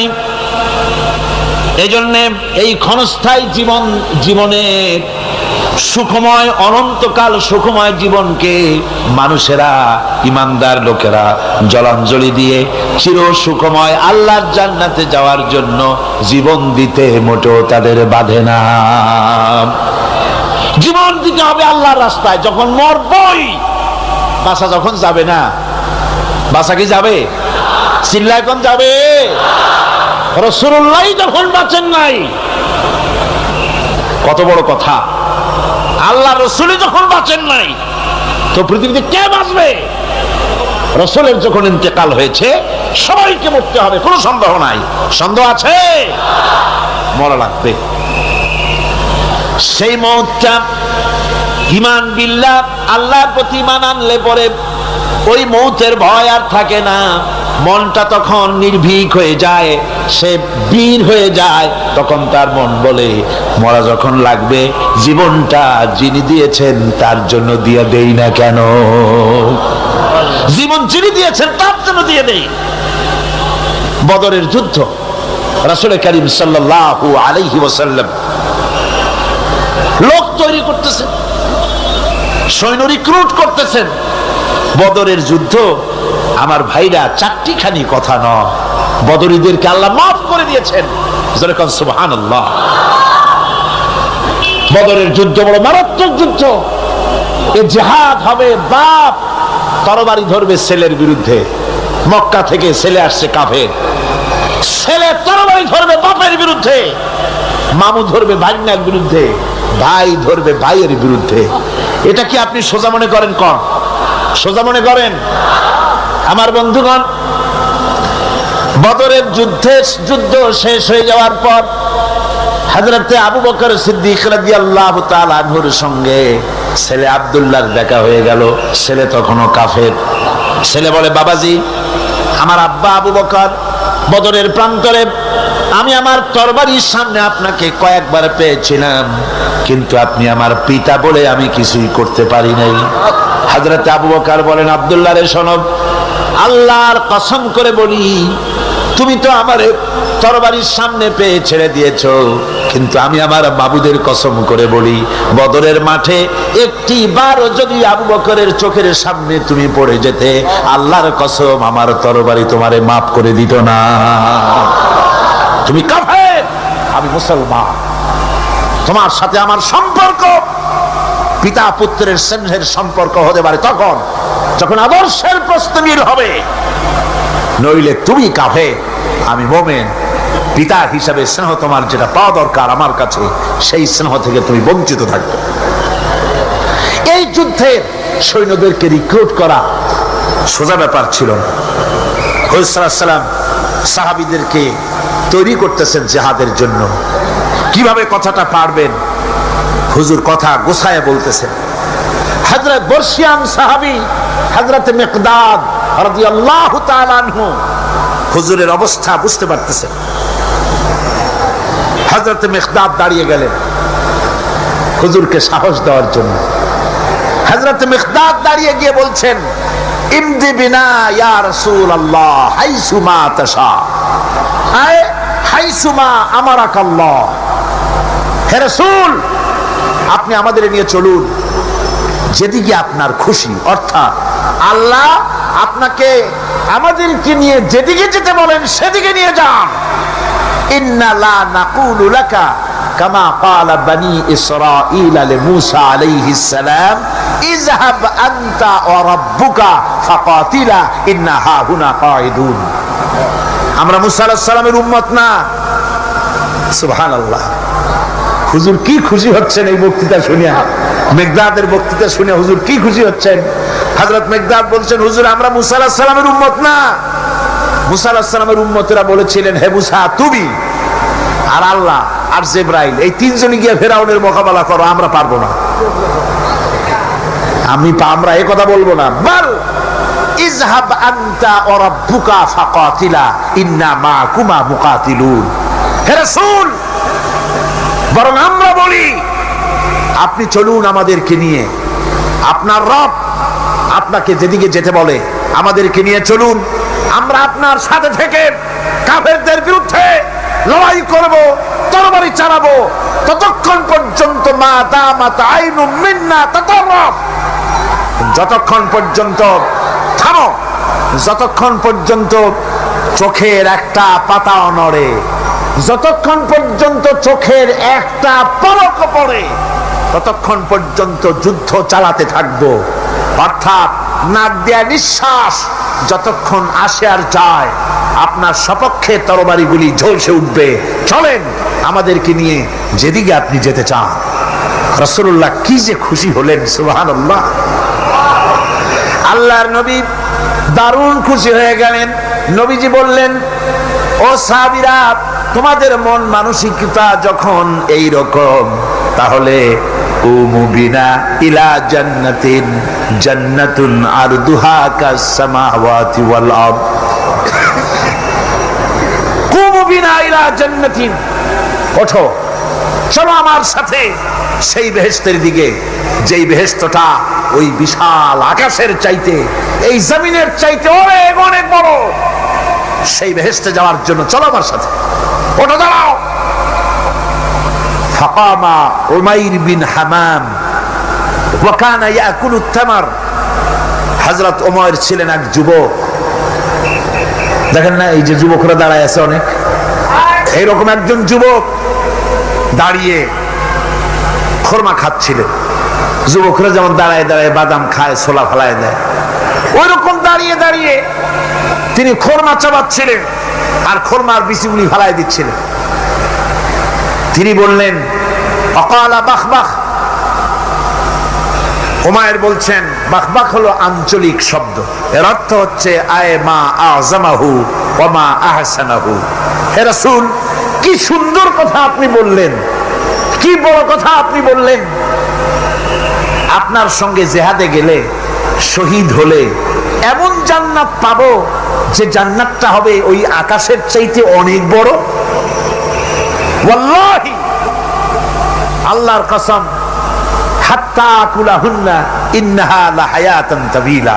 আমি যদি এই সমস্ত খরমাগুলি খেতে যাই, তাহলে আমার হাতে যতগুলি খরমা আছে এই সবগুলি খরমা যদি খেতে যাই তাহলে তো বেহেশতে যেতে দেরি হয়ে যাবে। রামাবিহিন্না, হাতের সবগুলি খরমা নিক্ষেপ করে ফেলে দিয়ে জিহাদের ময়দানে ঝাঁপায় পড়বে। আমার বন্ধুগণ, জিহাদের ময়দানে ঝাঁপায় পড়ে হযরতে ওমর লড়তে লড়তে নিজে ওমর হযরতে ওমরের শাহাদাত বরণ করলেন, তিনি শহীদ হয়ে গেলেন। জিহাদের শেষে যখন শহাদায়ে বদর যখন জানাজা হবে, একজন সাহাবী দেখিয়ে দিলেন, হুজুর এই হলো সেই উমাইর যিনি জান্নাতের খোঁজ খবর শুনে হাতের খোরমাগুলি খাওয়ার সময় পায় নাই। খোরমাগুলি সব খাইতে গেলে জান্নাতে যেতে দেরি হয়ে যাবে, এই জন্য খোরমা ফেলে দিয়ে জিহাদে অংশগ্রহণ করেছিল। এই হলো সেই উমাইরের লাশ। আল্লাহর নবী হযরত উমাইরের দিকে আঙ্গুল দিয়া বললেন, উমাইর, যেই জান্নাতের জন্য খোরমা খাওয়ার তর তোমার সয় নাই, তাড়াতাড়ি করে এসে শহীদ হয়েছো, আমি নবী সাক্ষী দিচ্ছি, ইন্নাকা মিন আহলিহা, আমি সাক্ষ্য দিচ্ছি অবশ্যই তুমি আল্লাহর জান্নাতি, অবশ্যই তুমি বেহেশতে যাবে। সুবহানাল্লাহ, তুমি বেহেশতের দিবস। সুতরাং আল্লাহর রাস্তায় যারা জীবন দেয় ঈমান বিল্লাহর কারণে, তার ভিতরে ইমান মজবুত হয়ে যায়, মৃত্যুকে পরোয়া করে না। মৃত্যু হয় তার পায়ের বৃত্ত, মৃত্যু আমার গোলাম, মরা আমার লাগবেই। জীবনটা যিনি দিয়েছিলেন, জীবনটা তাকে দিতে, তার রাস্তায় দিতে আপত্তি আছে? চিল্লা এখন আপত্তি আছে? আমার বন্ধুগণ, আল্লাহর রাস্তায় যারা এভাবে জীবন দেয়, ওদের সম্পর্কে রব্বুল আলামিন বলেন, ওয়ালা তাহসাবান্নাল্লাযীনা কুতিলু ফি সাবিলিল্লাহি আমওয়াতান বাল আহইয়াউন ইনদা রাব্বিহিম ইউরযাকুন। যারা নাকি আমার রাস্তায় জীবন দিল, আমার রাস্তায় যারা জীবন দিয়েছে, নিহত হয়েছে, তাদেরকে তারা মৃত্যু হয় নাই, বরং তারা জীবন লাভ করেছে। এই মরণের বিনিময় আর এক জীবন তারা লাভ করেছে, যেই জীবনে তারা আল্লাহর কাছে চলে গেছে এবং রব্বুল আলামিনের কাছ থেকে তারা রিজেক প্রাপ্ত হয়, আল্লাহর কাছে তারা রিজেক পায়। আর এই মৌত হচ্ছে শ্রেষ্ঠ মৌত, শাহাদাতের মৌত। কিসের মৌত? শাহাদাতের মৌত। আমার বন্ধুগণ, জীবনের পরোয়া মুমিনের সবচাইতে বড় উপকার আল্লাহর পর ঈমান আনার। জীবনের পরোয়া সে করে না, কারণ রাসূলুল্লাহ বলেছেন, শাহাদাতের মৌতের যন্ত্রণা, শরীরে যদি কেউ চিমটি কাটে, খামসি কাটে, একটা চিমটি দিলে যতটুকু ব্যথা লাগে, মৃত্যুর শাহাদাতের এই মৃত্যুর যন্ত্রণা এর থেকে বেশি কিছু না। কিতাবের ভিতরে এসেছে, ফেরাউনের স্ত্রী আসিয়া যখন ফেরাউনকে মানে নাই, শেষ পর্যন্ত ফেরাউন অর্ডার দিয়া দিল, আসিয়ারে মারো। মারার জন্য তক্তার ভিতরে হাজার হাজার প্যারাক মারো। তক্তায় প্যারাক মারা হলো, তক্তা তারে উল্টায় দিল, প্যারাক গুলো খাড়া হয়ে গেল। প্যারাক বোঝেন কিনা? প্যারাক বোঝেন? প্যারাক গুলো খাড়া হয়ে গেল। ফেরাউন বলল, এর উপরে আসিয়াকে ফুট করে শোয়াই দাও, এরপরে চতুর্দিক থেকে পিটাইতে থাকো, যতক্ষণ পর্যন্ত আমার উপরে ঈমান না আনে মারতেই থাকো। প্যারাকের উপরে নারী দেহ আসিয়াকে শোয়াই দেওয়া হলো, আর চতুর্দিক দিয়ে আঘাত করা হচ্ছে। লোহাগুলি শরীরের ভিতরে ঢুকে যাচ্ছে, শত শত লোহা শরীরের ভিতরে ঢুকে যাচ্ছে। এমত অবস্থায় আল্লাহ রাব্বুল আলামিন ডেকে বলেন, ফেরেশতারে, আমার ফেরেশতারা, আমার আসমানের সব দরজাগুলি খুলে দাও। আমার আসিয়া মৃত্যুর আগে, প্রাণ বেরিয়ে যাওয়ার আগে, আমার জান্নাতটা দেখে যেন প্রাণটা বেরিয়ে যায়। আল্লাহর এই রাস্তায় মানুষ জীবন দিতে কুণ্ঠাবোধ করে না, যদি ঈমান বিল্লাহ, আল্লাহর প্রতি ঈমান মজবুত হয়ে যায়, তার জীবনের মোটেও পরোয়া হয় না। জীবন দিয়েছেন আল্লাহ, এই জীবন দিব, কাকে ফিরায় দেব? আল্লাহ। এই জন্য আল্লাহ পাক বলেছেন, ইন্নাল্লাহা ইশতারা মিনাল মুমিনিনা আনফুসাহুম ওয়া আমওয়ালাহুম বিআন্না লাহুমুল জান্নাহ। আমি আমার মুমিনের জান এবং মাল সবটা খরিদ করে নিয়েছি, বিনিময়ে মুমিনকে আমার বেহেশত দিয়ে দিয়েছি। তোমার জানটাও আমার, মালটাও আল্লাহ। সুতরাং জান মাল তো আমার, আমার রাস্তায় জান দাও, মাল দাও। মুমিনের এই শক্তি বাড়ে, মুমিনের ভিতরে এই ঈমান সৃষ্টি হয়, আল্লাহর প্রতি ঈমানের কারণে নির্ভীক সে বীর হয়ে যায়। তার ধারণা এটা হয়, ঈমানে ব্যাপারে মজবুত হয় যে পৃথিবীর সমস্ত শক্তি একত্রিত হয়ে যদি আমাকে চেষ্টা করে, আমার এক গাছা পশম বাঁকা করতে পারবে না যদি না আল্লাহর হুকুম না থাকে। সুবহানাল্লাহ। কোরআনে কারিমে রব্বুল আলামিন বলেন, ওয়া মা হুম বিদারিনা বিহি মিন আহাদিন ইল্লা বিইজনিল্লাহ। আল্লাহ রব্বুল আলামিনের সুস্পষ্ট কথা হলো এই যে আল্লাহর বিনা অনুমতিতে কেউ তোমার কোনো ক্ষতি করতে পারবে না। জোরে কোন সুবহানাল্লাহ। কেউ ক্ষতি করতে পারবে না।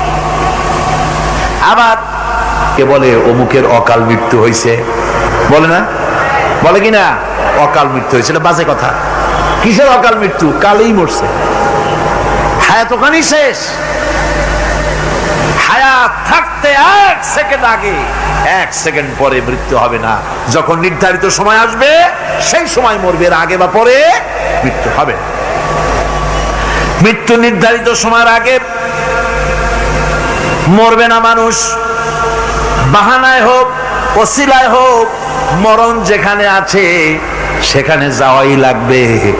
এই জন্যে কবি বলছেন, দো চিজ আজ দো চিজ কাসাদ জোরে জোর একে আবেদানা দিগার খাকে গোর।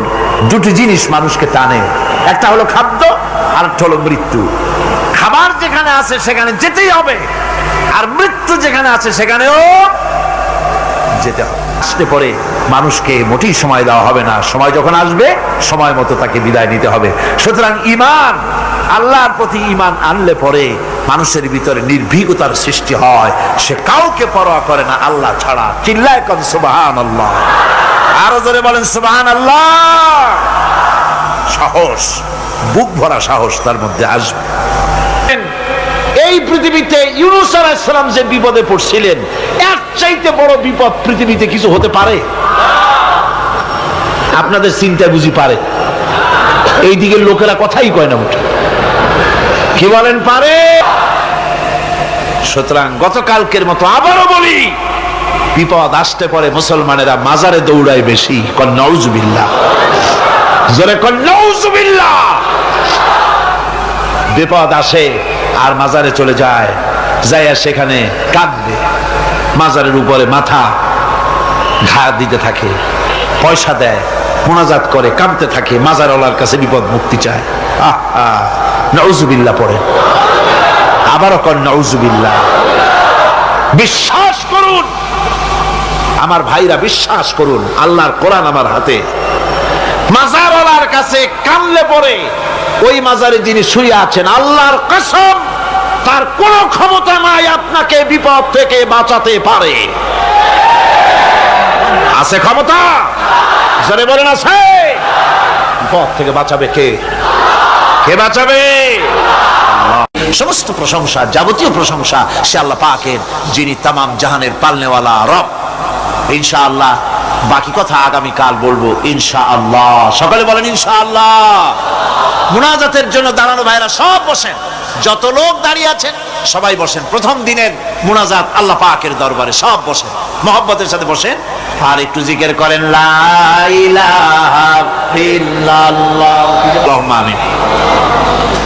ربنا ظلمنا أنفسنا وإن لم تغفر لنا وترحمنا لنكونن من الخاسرين ربنا لا تزغ قلوبنا بعد إذ هديتنا وهب لنا من لدنك رحمة إنك أنت الوهاب। হায় আল্লাহ তাআলা, এই বিশাল জনসমুদ্র নিয়ে তোমার দরবারে হাত তুলেছি। কোরআনে কারীমের তাফসীরের মাহফিল আজকের এই প্রথম দিবসে তোমার কোরআন থেকে যে আলোচনা আমরা করেছি, এতে তুমি দয়া করে যে সওয়াব দিয়েছো, মেহেরবানি করে সওয়াবটুকুন রাসূল করিম সাল্লাল্লাহু আলাইহি ওয়াসাল্লামের রূহ মুবারকে পৌঁছায় দাও। तमाम পৃথিবীর মাটির নিচে যত মুমিন মুমিনাত শুয়ে আছে তাদের আরওয়ার পরে সওয়াব পৌঁছায় দাও। আয় আল্লাহ তাআলা, এই বিশাল মাহফিলের আয়োজন যারা করেছেন, আল্লাহ পাক তুমি তাদেরকে কোরআনের খাদেম বানায়া দাও। বাস্তব জীবনে কোরআন আমল করার তৌফিক তুমি দয়া করে দান করে দাও। আয় আল্লাহ তাআলা, আয় আল্লাহ তাআলা, আজকে যারা ইসলাম কবুল করলেন, নিজের বাপ দাদার ধর্ম পরিত্যাগ করে যারা মুসলমান হলেন, আয় আল্লাহ পাক তোমার দ্বীনের খাদেম তারা হতে পারে তৌফিক তাদেরকে দিয়ে দাও। সুবহান রাব্বিকা রাব্বিল ইজ্জাতি আম্মা ইয়াসিফুন ওয়া সালামুন আলাল মুরসালিন আলহামদুলিল্লাহি রাব্বিল আলামিন ওয়া জাআলা আখিরা কালিমাতিন ইনদাল মাউত লা ইলাহা ইল্লাল্লাহু মুহাম্মাদুর রাসূলুল্লাহ। আসসালামু আলাইকুম ওয়া রাহমাতুল্লাহ।